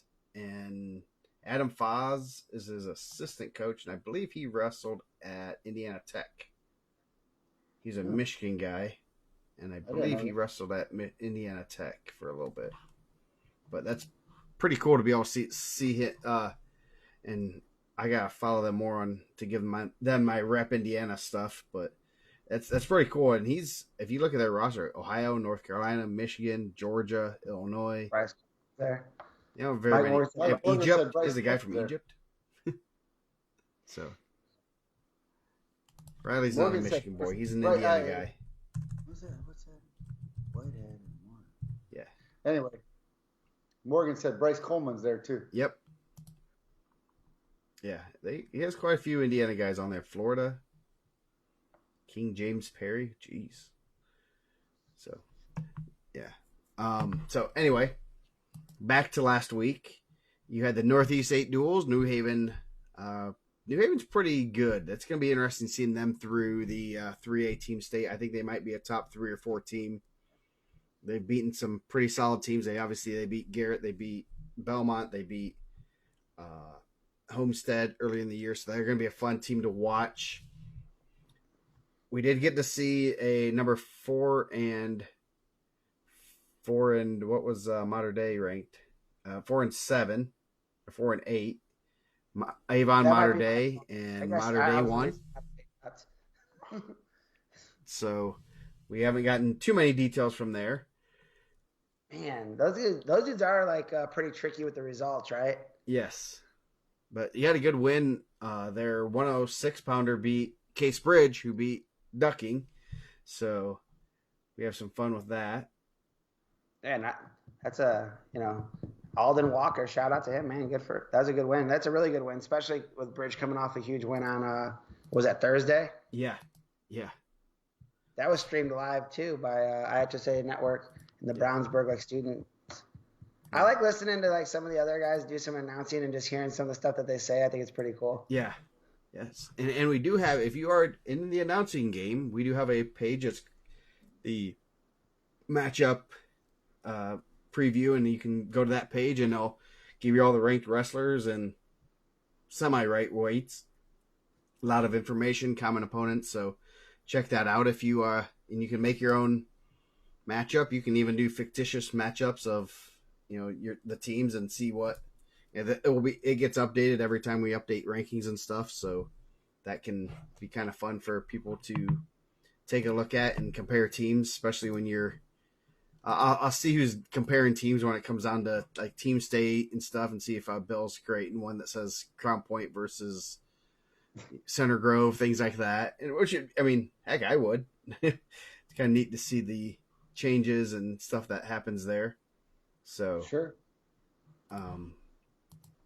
So that last week, Jim Nicholson, Penn won that.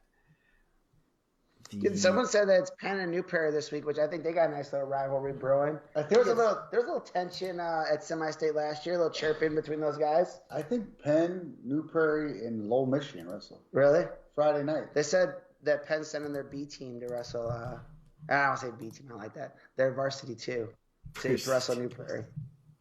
Yeah. New Prairie look good, man. They have some solid individuals. Tough. Yeah. Like shout out to my guy Dan Luther. Yeah, so that should be, that'll be a good one. And then, so that was pretty much the big stuff last week. This week, we have the Carnahan, obviously, Saturday. Talked about, we dug into that a little bit. Yeah. We did a little dig into that, Joe. Some of the good duels, you got the battle for the city of Indianapolis, Chittard and Bishop and Cathedral. You have New Haven versus Adams Central, another ranked team. They got some Cathedral guys at Bishop Chittard coaching. What? I said they got some Cathedral guys at Bishop Chittard coaching. Yes. Yeah, so that should be good. It's starting to become a good little rivalry there. New Haven. Those are my guys out in Evansville last year. Yeah. Joe's done. Joe, possible Indiana matchups this weekend at Carnahan. What possible? Oh, let's go. What we got? Well, let's see. I mean, anything. Just Indiana guys. Just Indiana. Ducking Westfall. Bridge Ducking Westfall. Pretty good. Bell Strayer. Ducking Westfall and Bridge. Yeah. They could run that back. I gotta add them to this list. Bell and Strayer, two freshmen. Yeah. Shout out to Ian McVicker for a big win. Mississinawa. We don't get dude. I see it right here. John McVicker. I see it. Tech Fall. Yeah. We don't get a lot of Mississinawa love on here, man. It's fun to say too. That's a big win, and obviously we have him in the rank. We have him on the list, but then it's like, so how good is this? And obviously put in some good wins or good off season and did a lot of good things there.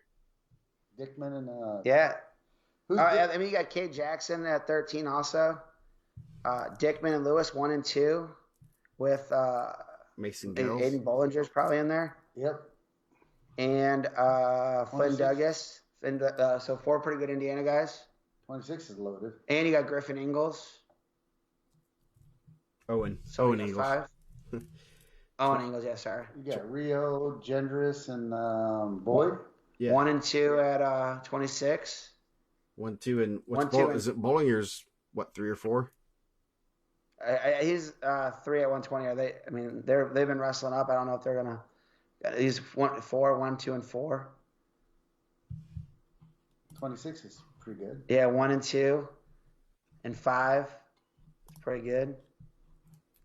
Chase Yant's not going to be there for Fishers. 1 and. I mean, Ryan's going 38, but they said he could go 32. So you got 1, 3. So 1 and 3 there, and then 12. Then 44 or the other 3 big, and 4. 44. 3, 4, 6, 8 at 38. It's pretty good. Let's see, where you at? You're at 150. 144. 144. Yeah, no new additions there. Just Gibbs and Haney. Yep. 50, Reynolds, Baca, and no other And they addition. said Sarah's not going, right? Yeah. So then 57, Day and Van Tichel. They were the ones that wrestled like 2 crazy matches last year, didn't they? Is Griff going to be at 57 this weekend? Griff should be at 57 on Saturday. Yeah. So, yeah. It was Day and Van Tichel wrestled those crazy matches at Team Staten, right? Yeah. Yeah. TJ McMurray in the house. I just met TJ McMurray's dad. Good dude. TJ. Yeah, Sean, I think Sean was on there too. Yeah, so at 65, Major. Major's the only one there. Rep Indiana, boy. Let's go, man. 75, Xavier Smith will be the only ranked guy there. 90 should be fun. You're gonna have Gunner, Reading, and Stebbins and Chris Quarles. Yeah, Chris Quarles on that big win too over Alec Tatum. Yeah. 215 Brewer. Brewer. Brewer Reading. Reading, Gunner and Brewer. Caesar. Sorry, Brewer, Reading, and Julian Burgett. And then heavyweight 1 and 2. Samborski and Forster. Samborski making the debut this weekend. He wrestled against Chesterton last week, but yeah, he'll make his tournament debut. Yeah, he took second last year at the Carnahan at 190 for Cleveland. So tough kid. Pretty good day for even Indiana guys, and that's without the out of state guys. Yeah, that's gonna be a fun. When will brackets be out, Bill? Tomorrow we track wrestling. We're asking them to put their track wrestling entries in by end of today tomorrow, and then we can try to seed this damn thing. Yeah. Good luck. Pre-seed it, and then Friday night we'll have a seed meeting and see what happens. See who actually shows up. Yeah. See who shows up. Yeah. Get the Irish to tournament. Did we invite the Irish? What are they? They're probably at the city tournament. They have the city. They got to defend the city. They got to defend the city, man. Listen. I reached out to the Bailey. The Baileys know. They're You came in. I thought you were gonna rock that Outlaw shirt. I said repping, bro. I had it on. I had a T-shirt on, but those are my guys. The Brian Bailey and his family. Those are my guys too. They're awesome. Grandma Bailey. She's one of my favorites. Yeah, she's an OG fan of Guerrilla Radio. She was loving Guerrilla Radio before it was cool. Yep. Yeah, before we called it Guerrilla Radio. The Baileys are great people. Great people. They love. I know this. They love Indiana wrestling. Yeah, they do. Yeah. They love Indiana wrestling. They've done a lot for Indiana wrestling, especially with all the teams they put together, go out to Virginia Beach and stuff like that, and Elite 8 duels a couple years ago. Kind of got asked like last minute, and they put together a team that got. Well, I got to coach. Joe, you'll like this. I got to coach a Virginia Beach team this past summer with half the team was Brownsburg, the Purple Dogs, and I had like 3 or 4 Red Dogs, and then we had like some Hobart Brickies and some other Indy guys. But I'll be honest with you, that was the best time I ever had, man. Nice. I went to Tulsa one time. That was fun. Tulsa was fun. We had a good time. I thought we had a good time. Tulsa was fun. The last day was hard. Getting back was hard. I'm just saying it's coaching. Oh, okay. Coaching.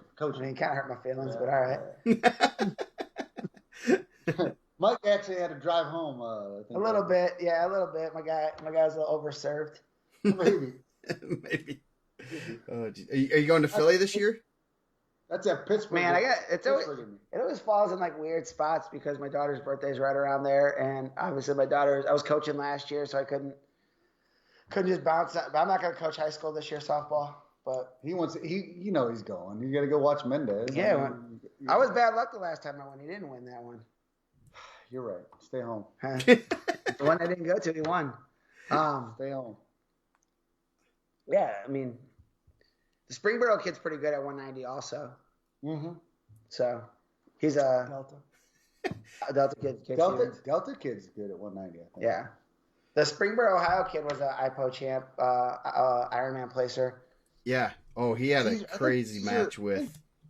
Joe, at your tournament, didn't Caesar wrestle the Delta 90 pounder? There's a website for that. That one's track wrestling, I think. I think the website for that one, that's actually track wrestling. It's just freaking tournament. I'm not lying. There is a website. Let me check. Let's see. I think what does Gavin Genders want us to rank? To skip ranking fries? Yeah, he beat Stebbins 11-10. Caesar did. Very good. 11-10. And he's there. I think he's coming. He is coming. He said he wants that rematch. But them 2-3 seeds right there. Actually, no, they'll be because the Ironman champ or guy that beat the Springboro kid probably will be number 1, right? Maybe. I don't know who else is coming at 190, but the Springboro kid, Kowalski, he beat Gunner. Yeah. So that should be 1-2. I would assume those are 1-2. I don't know who else you're bringing in. And then you'll have Caesar and Stebbins. Man, we can't invite. We're not going to invite Ken Joel. Ken Joel can't come to. He cannot come to the Carnahan. No. Steak and shake fries #1. Those little baby things. No way. Oh no. Those are no. So we get into these fries things you're talking about. Sounds like everyone wants to get these fries out. Let's get the fries thing out of the way. We got some region people here. We got indie people who are gonna like Sarah's. I'm for sure gonna look the fries. Yeah. Sarah's like the fries. Man. So so last time we were just jumping around. Are we gonna go like one and then like I'm gonna do one and then Bill's gonna do one? I got my favorite. Dude, we already talked about this. I got some input from my daughters. We're all on the same page. They're kind of fry connoisseurs. We'll let the guest of honor, Bill, go with his shirt. #1. We'll let him go first. Right? Tupac. Mike's daughter just came out with a Tupac shirt on. I kind of like it. Nice. Wow. Anyway, so shout out to my boy Triple B. He said when he was in the state finals, he was trying to wear a Tupac beanie. They took it off his head. Really? Yeah, he just snatched it right off. So you're gonna give me the first vote on the fries? Ooh. Yeah. That's a good one. I didn't think about that one. What? Those are good. Raising Cane's? Raising Cane's is good. Yeah. Raising Cane's is good. So these all potato fries, correct? These are potato. Yeah, potato fries, and they can be waffle fries, they can be steak fries, they can be anything. Yeah. Any potato. Because I'll say right now, if it's a sweet potato fry, I could find any 5 places with sweet potato fries. I'd be top 5. I'll take sweet potato fries over. Nobody's really going Taco Bell. Dude, that's what I said. Those are sleepers, bro. Those nacho fries with the cheese. That is a sleeper pick. You cannot go wrong with. I'm going to give you my pick. You can't go wrong with a hot set of salted McDonald's fries. Bill's going McDonald's #1. And I'm from Pittsburgh. You can't. Pittsburgh food's pretty good too. But you can't go wrong with McDonald's hot salted fries. That's it. Number one in my book. I guess I will just comment, and I'm going to say McDonald's will not make my top 5. What? Hey, man, to each their own, right? Each your own. I do like. I will say though, I will eat them if they're piping hot. If they're straight out of the fryer, still dripping grease, that's the only time to eat McDonald's fries. Okay. That's my hot take. I have never liked McDonald's fries like since I was little. Ever. Never. Even people be like, "Oh, you want some fries?" I go, "Nah." I really didn't even like fries. Period for the longest time. But I still will not go out of my way to really eat fries. But Mike's probably going to go deeper into the region here. Yeah. I mean, I'm not going to go too crazy, but are you going on me? You can go. Dude, I'm going number 1. I'm going waffle fries. Dude, I like Chick-fil-A waffle fries. Get a nice even crunch over it. I think they're pretty fire. You know? I'm going to make that too. That was probably what I was looking at. I like the waffle fries. No, that's just, you get 5. Dude, it's random. Someone's going to trash us in there. Look, I got Sarah. Oh, Shoops. Generous with the Shoops loaded fries. That's how we know you're wrong, bro.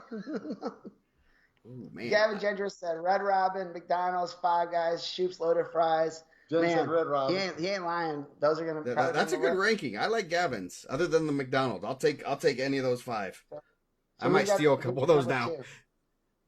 My number 2. Shoops is good. Shoops loaded fries are good. The Irish nacho. Do you have Shoops in Fort Wayne? No way. I doubt it. No, we used to have one in Warsaw, but that is now a chicken place. So yeah, it's not Shoops. Rallies, Javier Salas, Rallies fries. I haven't had those for a while. Hey, I was gonna put Rallies on there, but you gotta be in a hood to get a Rallies. That's when you know you gotta lock your doors for real. if you're at a Rallies, there's a good chance. Double drive-through. There's a good chance. Yes, the double drive-through. You might lost in a rough neighborhood. Yeah, there's probably someone standing outside a liquor store. That's all I'm saying. What about a Checkers? Checkers and Rallies are the same, man. Yes. Wait, Popeyes. That's the downtown Indy. Dude, hey, I know there's downtown Indy. There's one on 4th Ave in Gary. There's one in Hampton. There's some in Indy, too. There's some in Indy, too. So, all right, what do you got for your second, Joe? What was your second? Dude, I'm going to go with curly fries from Arby's. I like curly fries with Arby's sauce. I like that. A little cheese dip, maybe. Yeah, cheese. I like Arby's. I got a bottle of Arby's sauce in my fridge right now. Hope so. I'm hungry. I got some Start up the air fryer. My number 2 is going to be Penn Station. Okay. Fresh, and the only thing I like them hot. They're not as crispy as I like them, but the freshness can't get past that. So. All right. They should. We got number 3. We can pick the same ones. It doesn't have to. I actually like. If you want to know the truth, I'm old school. I'm the old Joe. Burger King. Yeah, Burger King fries. Bro, man, I feel like Burger King and Wendy's changed their fries for the worst. Though. I don't know. Yeah, Wendy's is good. Wendy's old fries are better than the new ones. I think the new ones are garbage. I'm going Wendy's. All right, I'm going Wendy's. Oh, you're going Wendy's. Changing your pick. I changed. Okay. I changed. I'm going Wendy's. Yeah, I will agree. I like the little bit older Wendy's fries. But, yeah, So, where are you going with, Mike? I'm going Five Guys Cajun fries only, though. Ooh. I've never even tried the regular fries at Five Guys. I've only gone Cajun fries. So Cajun fries at Five Guys, that's me. Stephen May says, Rallies make your passenger roll down his window safer for you. What did he say? He said, make your passenger roll down his window safer. Dude, they ain't lying. Like, you ever had to order across somebody? It's an experience. Yeah. You ever had to tell your passenger to order for you? Oh, jeez. Josh Daniels, you're saying order fries from Shoops? Shoops. Come on, bro. Don't say that. I'm gonna go with. Man, what do I want to go with? I like the. Yeah, I'm going Five Guys Cajun. Dude, I'm Or telling really you. any kind of. Joe, they're good, man. So what do we got here? You can pick anything. These are just your 5, whatever you want. You don't have to pick. You can't. McDonald's is probably gonna jump on this list. The Five Guys Cajun might be. They're good, man. Yeah. That might be. I mean, I'm gonna stick with my McDonald's. I mean, Yeah, it's 5. You can put them in. We're just gonna put it on the website. Just gonna put your name to it. I'm gonna go Five Guys Cajun too, a little bit there. I mean, I like that. Man, I like a crinkle cut fry. I feel like like a Portillo's or a Culver's Quit or stealing even mine. White Castle with the cheese. I like a crinkle cut. Even Raising Cane's. I know everyone's trying to trash it in there. Some cane sauce. Yeah, I like a crinkle cut fry. So I'll say Portillo's, but any crinkle cut's good for me. I'm going the same one. So we just opened up the Raging Cane's just opened up here in Fort Wayne. They have the crinkle cut ones. I think so. Oh, really? Listen, I've never been to one. You talk about Raging Cane. LT, like that dude, that's a Raging Cane's fool. He'll make me drive 15 miles out of the way to go to Raging Cane's. So that dude, he loves that place. Man, we go to Zaxby's a lot when we're down south. We don't got them up here. No Zaxby's, no Raising Cane's around here. There's one on Cicero. Yeah, but that's not here. That's far. That's what I'm saying. He'll make me drive 40 miles to get to Raging Cane's. It's pretty good. It really is. Raging Cane's, and they got a good sauce too. Do they do? They do, man. Man, what's the other one? They got a good sauce. Oh, White Castle? Yeah, dude, I just told you, man. You get the. Come on, Ben. They said they're white kind of. They're a little soggy though. They don't really get crisp. Dalton lives in that little. Benny lives in that little town in Monrovia. Yeah. That's all they got. Do they got a White Castle in Monrovia? No way. No way they have a White Castle in Monrovia. No way. Ben's got to drive at least 30 minutes to get there. There's no doubt about it. Let's see. I bet. I don't get out to Michigan City enough. Hey, shout out to my guy Cody Snook reviving that Michigan City program. No kidding. IndianaMat boy, man. Dude. Seen him this weekend. Black Oak? Little Black Oak in him, I think. I don't know. I don't know. Where's he from? I don't know if he's from Black Oak, but maybe. I never asked him. I'm not gonna stereotype. Can we ask him now? I don't think he's in the chat, but Cody doing big things over there. Ooh, the spicy ketchup, yeah. Okay, there's 10 miles away from him, so from Monrovia. So that's not too far.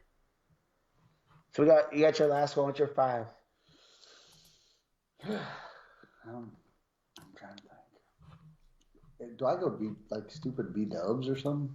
I mean, if you want to go B-dubs, I mean, I'm not I feel like B-dubs is played. I mean, Wingstop's better than B-dubs to me. Dude, hey, low key, if you guys are at the Carnahan, Tomato Bar got fire wings. Get you some Spicy Dave's. Really? Dude, they're so good. Tomato Bar. My wife likes Tomato Bar. Get the wings, man. They're good. Spicy. You like spicy wings? No? I mean, I could tell by your face you don't like spicy wings. Don't tell Jennifer that. Let's see. You can go like. Well, how about Dairy Queen? Yeah. Dairy Queen I like Dairy Queen ones. Dairy Queen's kind of sneaky good hamburgers and stuff. Yeah, I agree. I had Dairy Queen last Friday. Bro, Dairy Queen food tastes like cafeteria food to me.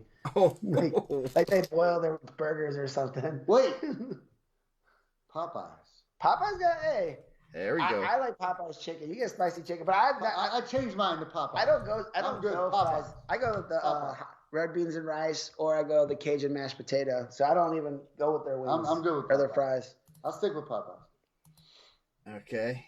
What's your last one, Mike? Man, I'm going to go with the standby, man. And Bill said at the beginning, I'm going McDonald's fries. I feel like it's the classic. I feel like they might have invented the fries if they're hot. I mean, we got one right here in Lowell, right by the house. They put like salt. Yeah, it's solid. I like McDonald's fries. It's definitely a heart attack. Yeah, dude, you're gonna die. I mean, you gotta definitely Hey, you get a McDonald's fry, you gotta get the McDonald's Coke. I don't know what they do to their Cokes, but their Cokes are top shelf, bro. I Yeah. don't know how they make McDonald's Coke so good. I got one hiding behind these monsters over here. Man, so my last one. Oh man. The Shoops is a good one. That is good. Shoops is good. Yeah, I think I'm going Shoops. Because nothing else. I mean, I feel like Nothing else jumps out of the. So that's when you come back to the region. yeah. Yeah. Man, I know someone's gonna kill. Man, I should have went. Honestly, like honorable mention. Shout out to Rallies though. Yeah. Oh yeah. I had a bad Rallies is a. I had a couple bad Rallies experiences that kind of ruined it for me, but I used to like Rallies. Where are you finding Rallies? Dude, we used to work in Gary all the time. We'd go there. Dude, one time I'm eating my fries. Dude, this is a terrible story. So if you guys don't go to the Gary Rallies, none of you guys are going to Gary anyways, honestly. Let's be for real. Like, none of you guys are going to be on Fifth Ave. And if you are, you're there for different reasons. So dude, we go there and it's lunch. And my brother gets a fry, not even loaded, just gets a fry. They give it to him in like a boat. He's eating it, dude. He gets to the bottom. There's like ketchup and mayonnaise at the bottom, bro. They gave him the dirty boat. Dude, I don't know, man. It just ruined the experience for me. Hey, Stephen May. I had to pump the brakes on Portillo's for a couple years. Dude, I was eating a big beef. There was a thumbnail in it. Ooh. Dude, thumbnail in my beef. Ruined it for me. Stephen May has a region hack for you, Mike. What's the region hack? It says order McDonald's without salt, so they may have to make them fresh. Then grab 10 salt packets.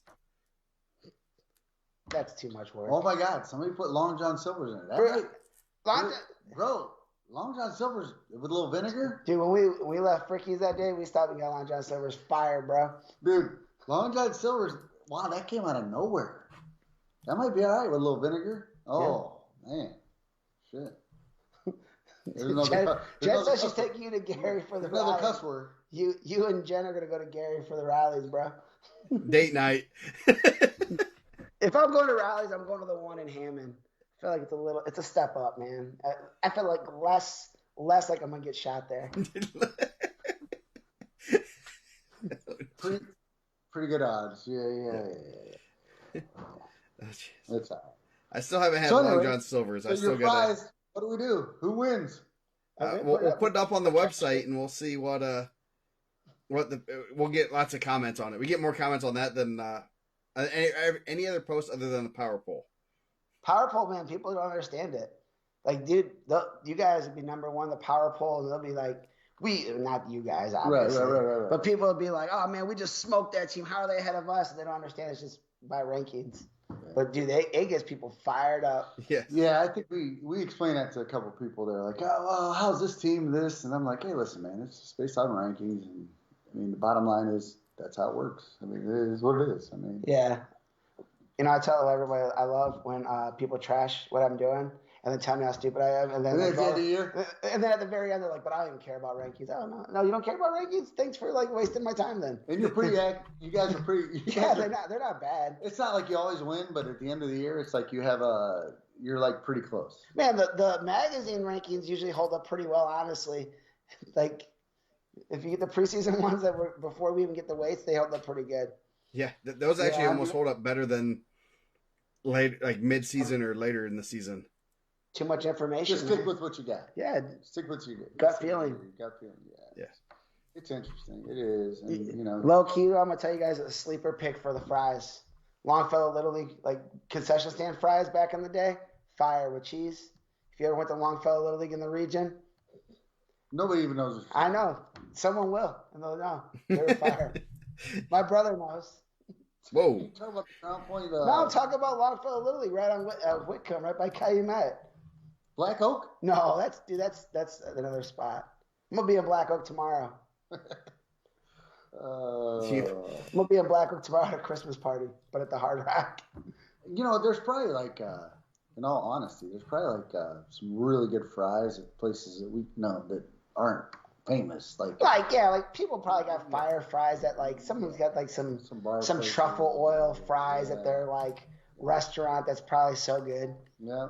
We're just talking about like regular fries. We're talking regular fries. So don't be a hater. Just pick your regular fries. Yeah, don't come at me with like Well, I go to this place in town. in Chicago. I go to this burger place, and it's got the best fries ever. I'm like, okay, great, man. Yeah, good for you. Never heard of it. Been there, never. Well, any dive bars are always going to have good fries. How's the world's oldest bar in Crown Point? Fries good there? Fricky's? Does Fricky's got fries? Really? Someone told me, and I told someone they knew exactly what I was talking about. They said, was there pizzas out? There was no pizzas out.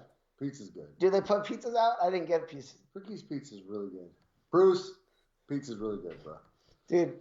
So that's where we're closing. Shout out to Bruce, who owns Fricky's. It's an experience, man. You guys come in town for the Carnahan. Yeah. We'll go to the oldest barn. We'll go to the court, and then we'll catch a bowl. We'll go bowl some lanes at dart, bowl, whatever you want. Smoke cigarettes. It doesn't matter, bro. I didn't even know you could smoke cigarettes in bars like that anymore. I seen a dude smoking a full cigar. Not a black and mild. I'm talking like a full, not even a nice cigar. That was like 2 weeks ago. Dude, Duffy's Food and Valpo's fire. If you're in Valpo, they got good wings. Josh isn't lying about that. Yeah, they're good there. They're good there. Yeah. So, any other, I guess we'll go over a couple things from this week. Oh, yeah, we jumped that, huh? Yeah. Okay. Let's see. Zionsville, Avon, Floyd Central at Bloomington South. That'd be a good one. Yeah, that should be another good 3A matchup. The thing about 3A is amazingly a lot of the top teams hit each other before team state, so you get a little bit of They're doing it right. I was trying to find the list of people that are like in the mix. I couldn't find it. Yeah. I know, Steven. Did you pull it off the main page? Me? Yeah, you. I mean, there's only a couple of people that can pull it off the main page. It's like you or me or who else? No, it might be like page 2 or something. South Adams at Belmont. That's going to be the Battle of Adams County. Then Cathedral in Zionsville. And then we obviously have a couple. We have the Carroll Super Duels. That's where I'll be for a little bit at least. That's exciting. Who's there? Tell us the matchups. Yeah. You get Garrett, Eastside, Carroll, Dwenger, Heritage, East Noble. You get to see lots of legends there. Who's the Garrett? There's a lot of legends. Who's Garrett's rival? DeKalb? DeKalb's Garrett's like rival in all sports, but Garrett actually beats him way more than they should. They own a square, bro. It's like I think it's like both towns have if Crown Point and Maryville own the square. Right there. Bro, you guys can go get food. You can go get ramen noodle right in the same cell that John Dillinger broke out on Saturday. Yeah, oh yeah, you're right. You can go get ramen noodles, be right in there where John Dillinger had a fake gun, got right out of jail. It's true. I'm not lying. True. Yeah. That's the history of CP, They don't. Yeah. CP used to be surrounded by cornfields, but I mean nobody believes that. That's how the Carroll School District used to be. Carroll used to be about 500 students. Now it's like 2,500. How many you guys got? You guys have just about as many. Maybe about 3,000. Jeez, it's crazy. I think you're right. A lot of these 3A teams hit.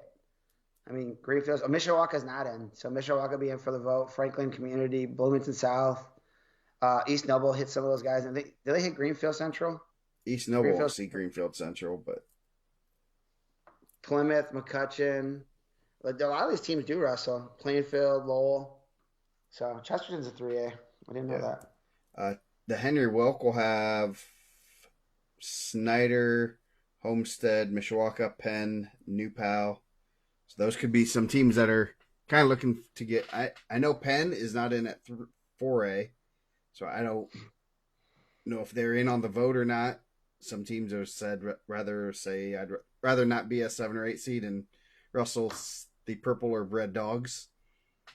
So. Well, I bet is it tough? I mean, you guys have always been in, but is it tough to make your schedule on that weekend if you don't have if you're banking to get voted in, if you're not in? It depends on what you have that weekend or any weekends after that. I know Garrett had a problem last year where they said they got into the Zionsville, that Eagle Classic with Floyd Central, Edgewood, Zionsville, Lawrence North, some pretty solid teams. They're like, we can't pass up this opportunity.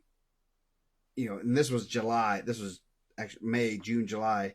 Like, we know we could be in the vote for this, but at the same time, if we don't get in there, we don't have much options to switch up between what would be this week and the end of the season.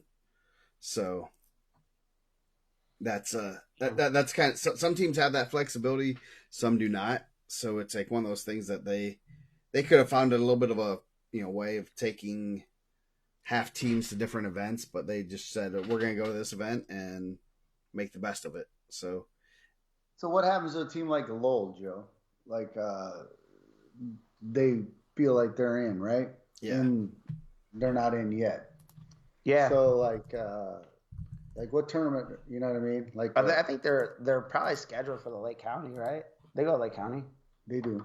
I think. Yeah. I mean, the tough one would be Hanover Central was the first team out at 2A. I think they actually tied the last spot with New Prairie. They host the Lake County tournament. Yeah. Well, New Haven hosts the tournament, the Bill Kerbal, and they're just taking their second team. They're putting their second team at their tournament, and then everyone else, then they're going to team state. But yeah, so they're in a kind of that funky position too. So I'm looking at like Hanover Central's. They have the Lake County, where they could maybe pull out a North Montgomery, which you really don't want to, or it looks like they're the Hobart Super Duels. They could pull out or send B team there. So you got to kind of plan your schedule a little bit to be able to do that. So that's kind of tricky. Man, you got some heavy hitters out of the 4A right now. Yeah. Some Penn, Cathedral, Portage, Perry Meridian. They're out. Cathedral is. I think Cathedral's in. Are they? Yeah. Is this the old seeding one? Yeah, the Cathedral, because Warren Central declined. I believe. And then, yes, so Avon, Brownsburg, Center Grove, Crown Point, Mater Dei, and Cathedral are in. So Penn, Portage, Perry Meridian's out right now. They have to get a vote in. Harrison had a really good weekend, won the Tom Cameron. Mm-hmm. Shout out to the Logansport Regional, man. Holding it down. The Raiders. Yep.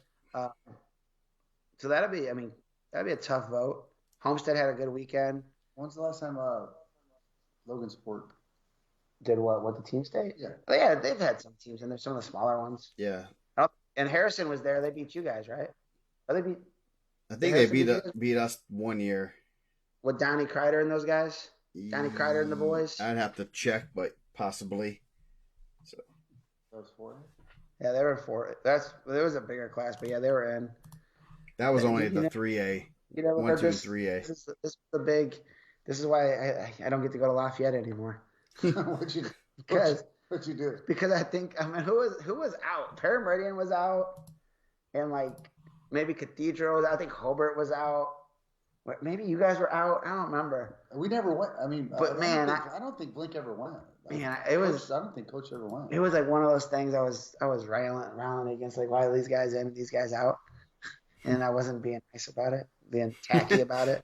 I remember I posted a really good video. I know, man. I wish that thing would come back. That was pretty funny. Yes, it was. You're banned? No, I'm not banned. I can go to Lafayette. I can go anywhere I want. Well, of course. I would. Dude, there were so many people trash talking me what the Calumet. You know what they did? Didn't say shit. Oh my.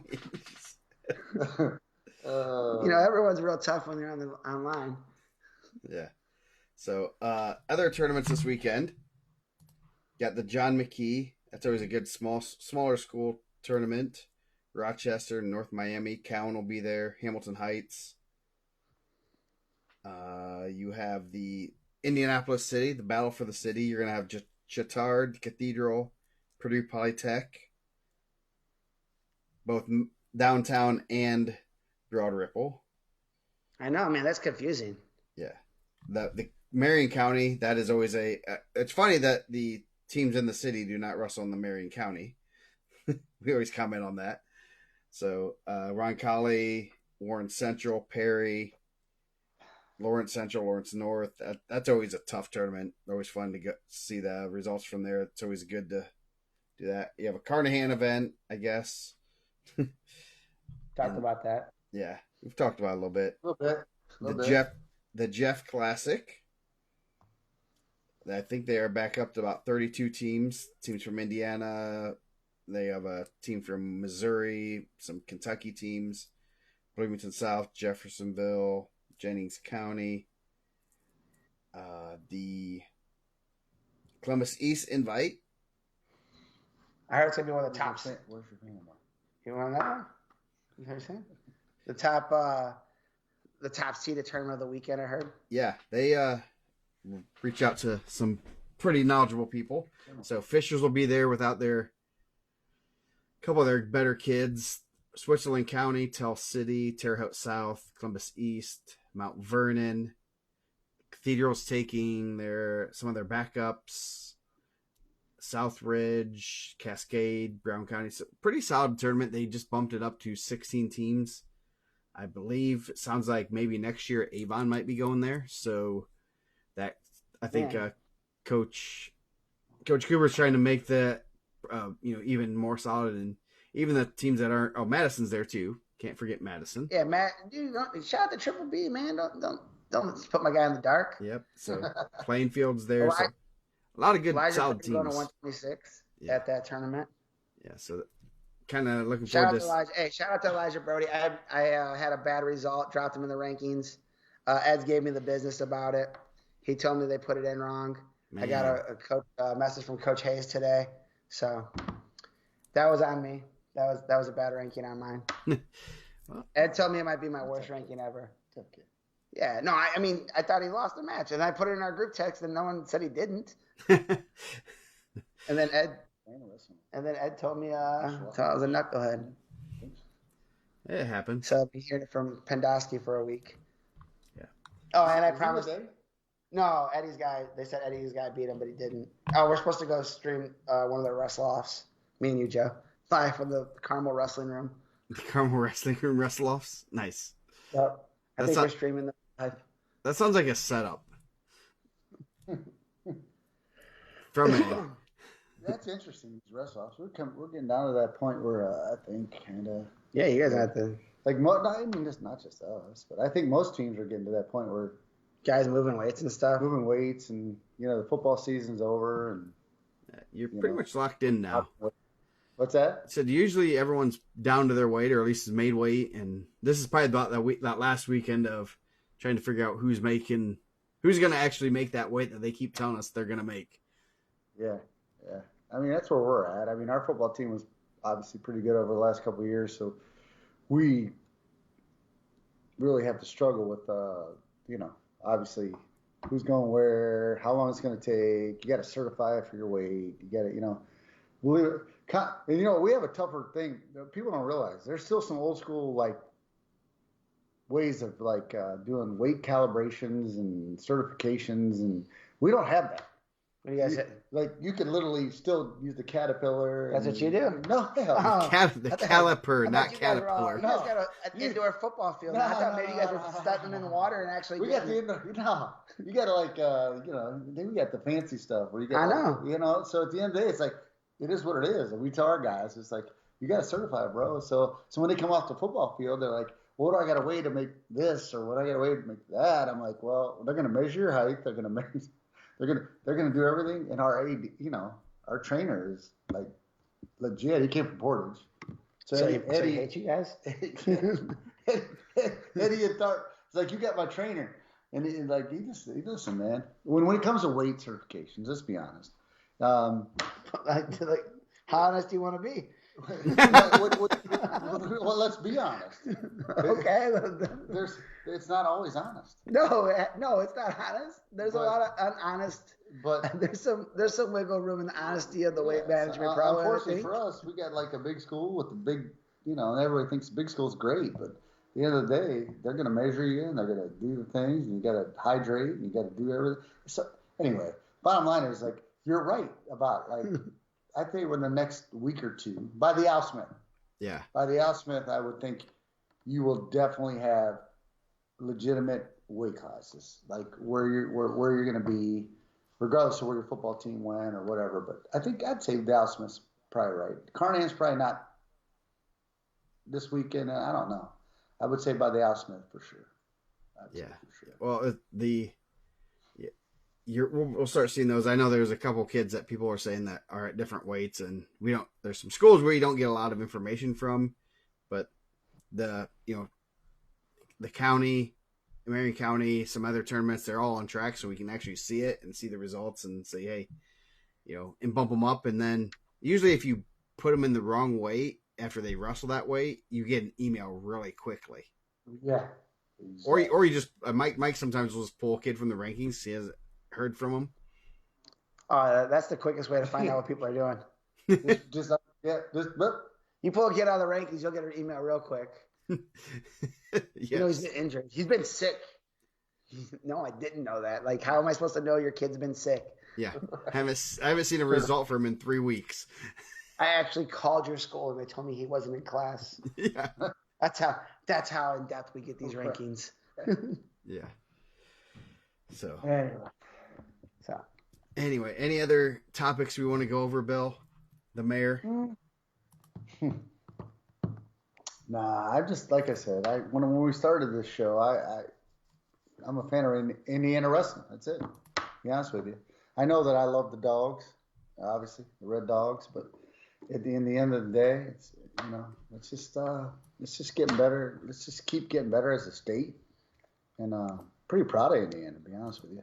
Is it? I mean, like, and I'm not trying to drag it on. It's already past people's bedtime. Is it cool now? Like, you've been doing this long enough in the club level and now at the team that you're probably like coaching against guys. Like, I know Kyle said it early on, coaching against guys that you like probably helped raise in the wrestling room. Not like raise as a human being, but like that you coached when they were kids in high school. Now they're coming back. Yeah, it's cool. I think that the wrestling community, you're right, Mike. I mean, I was fortunate enough to coach a lot of these guys when I was doing Regional Wrestling Academy for 10 years with Alex. So I got to know a lot of these kids and their parents. And you know what? I think what we downplay a little bit in our, I guess maybe a little bit, Indiana wrestling when it comes to our parents and our support groups and these clubs all around the state. I mean, they're putting a lot of time in.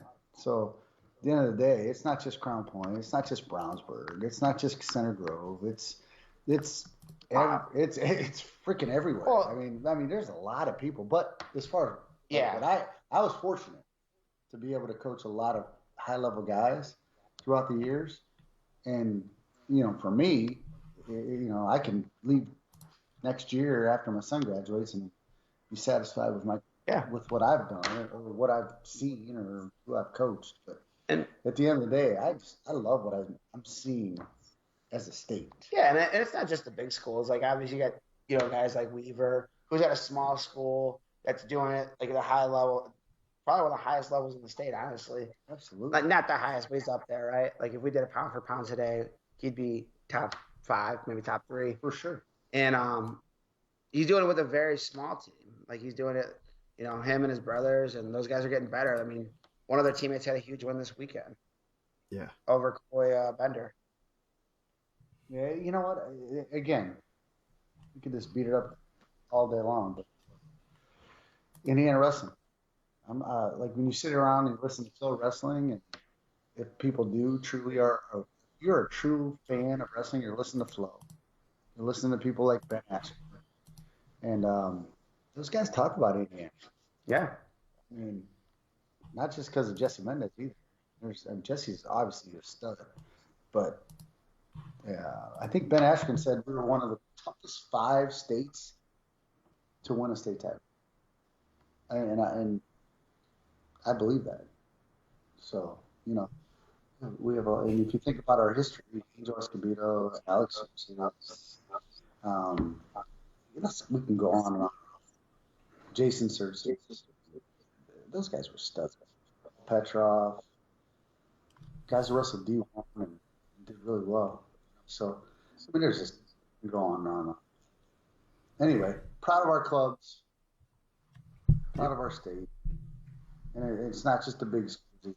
It's just everybody. Yep. No, it's awesome. It's fun. It's a fun state series and everything. Samantha says, I've been seeing a lot of girls trying to reach 100 pins. What's the average for high school career? For pins? Ooh. And 100's a lot. Yeah, 100's a lot. Have you ever coached anyone with 100 pins? No. I have one. Really? Reeve. Really? Yeah, he got his 100th pin. Does he have pins? Quarterfinals at state. Senior year. I don't know if Jesse had 100 pins. Jesse might have had 50 tech falls. But I don't know about pins because Jesse didn't do many. You know what I mean? Yeah. Jesse he pinned a lot of people, but you also, I mean, he teched a lot of people. He teched a lot of people too. So pins. I would say that 100 pins is a lot of pins. I'm just saying that is a lot of pins. That's 25 a year. That's a lot. It's a lot of 100 hopefully, I don't know if she said meaning wins or pins, but 100 wins is fairly common. But it is not an easy thing to do. But 100 pins is fairly uncommon.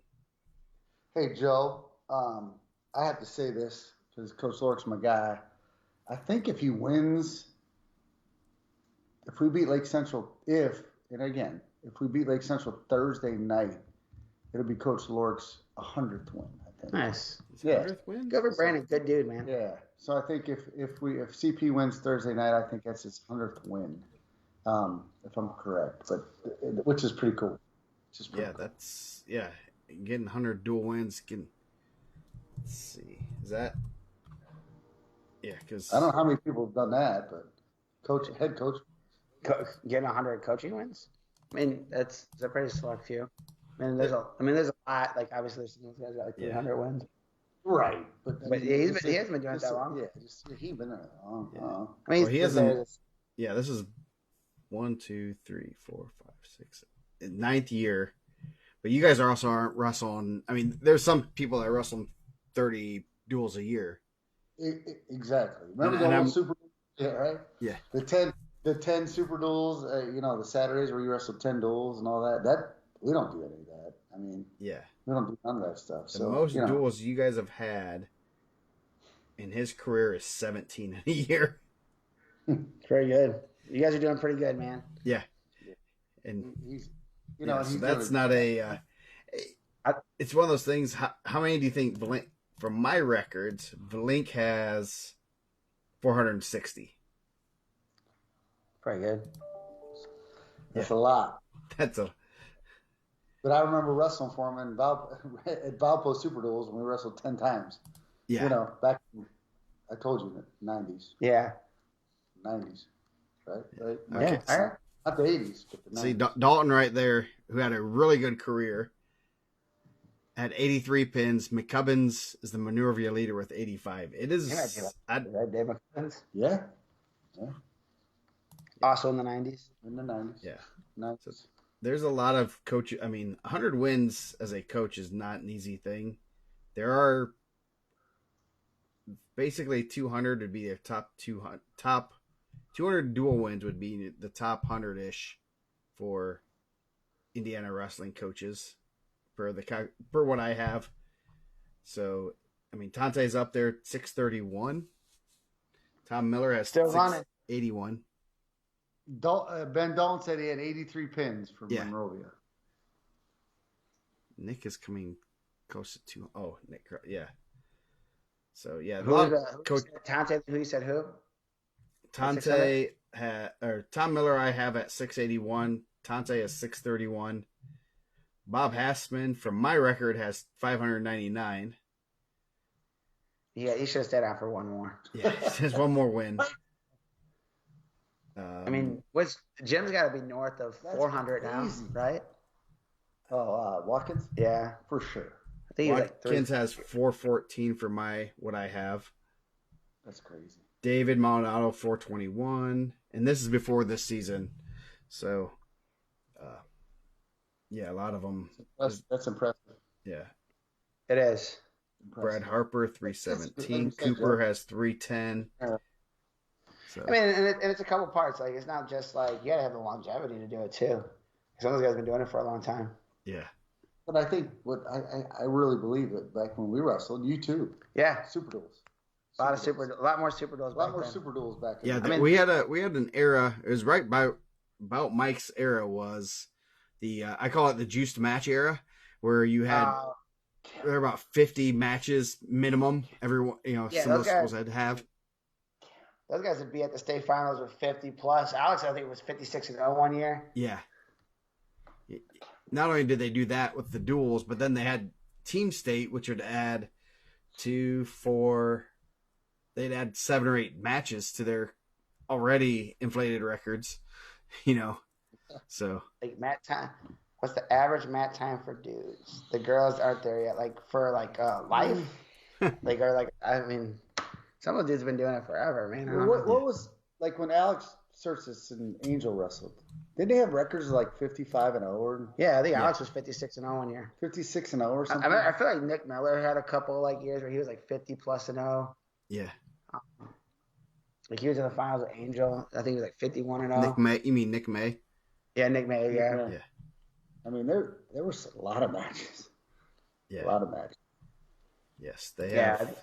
Per my calculate, Sersis was 236-0. Yeah, Andre had 229. Angel was only 223. So that's over 40 wins in a year. Those guys are winning a lot, man. I got to see that right up front. You got to see that front and center. Sersis would only have about 200 wins if he didn't wrestle your brother. Dude, no, he didn't lie. I mean, he would have got those wins from someone else too. I mean, I think we're downplaying. Who Tony wrestled? Tony had to wrestle Alex like every duel. Dude, I think we wrestled that dude like 7 or 8 times a year. And then I remember one time he bumped away and Watkins bumped Tony to him. I'm like, why would we do that? It was his day. But hey, if it wasn't Tony, it was gonna be somebody, right? Dude wasn't losing a lot. 236-0, I guess. And 236 in a row is pretty good. Not bad. He's decent. There wasn't anyone. No one in the state had a longer consecutive win streak than Alex. At some point, it was a national, but it got broke. But I think he was a national. Yeah. Newcastle always had a ton of matches. Yeah. Mac Taylor had the record for a while too. I remember Anthony when he wrestled. I think Connor Mullins. Yeah. Connor Mullins had like 55-0 or something crazy. I was like, geez. At some point, I thought they stopped doing that, but man, some of those dudes had some records. Yep. Yeah. HSA made you have to have 4 individual duels, and now it's 6. So they tried to put in an artificial count. So David Locke says Delta had a bunch of 100 pins in the 90s. Man, there were some dudes at Perry when Tante was there. I bet those guys had some pins. Like a Jared McKinney. I bet Jared McKinney had a bunch of pins. Oh yeah. He's out there ripping people's heads off. Yeah. Let me see. I may have some information. This might be something for next week. The next week's show. We got 3 minutes and we got to wrap this up. Before midnight. I gotta go eat some French fries. Mike's throwing them in the freaking we're gonna air fry some fries. Nice. Got you hungry. Yeah, so we'll look at that next week. I will maybe I'll put a post up there to see if anyone has any information, but I do have some good stuff with from Coach Richard J. I do have a lot of his stuff, and I know he had a lot of the pin stuff. So I gotta find it, and trying to find that it's not the easiest thing. So I will find it, and we'll have a little. That's why they call Mike Morgan the professor. Theoretically, you can still get 66 matches if you did 6 10-way duels and 6 duels. Okay, that's why you're the professor, sir. Okay, here are the pin records from what he had when he gave it to me. Escobedo 156, Lance Ellis 151. Oh, I bet, dude. Out of 177 matches, he pinned 151 dudes. It's pretty good. That's decent. Ain't that? Yeah. Yeah. Who are those guys that won 6 with them? Forfeits? Yeah.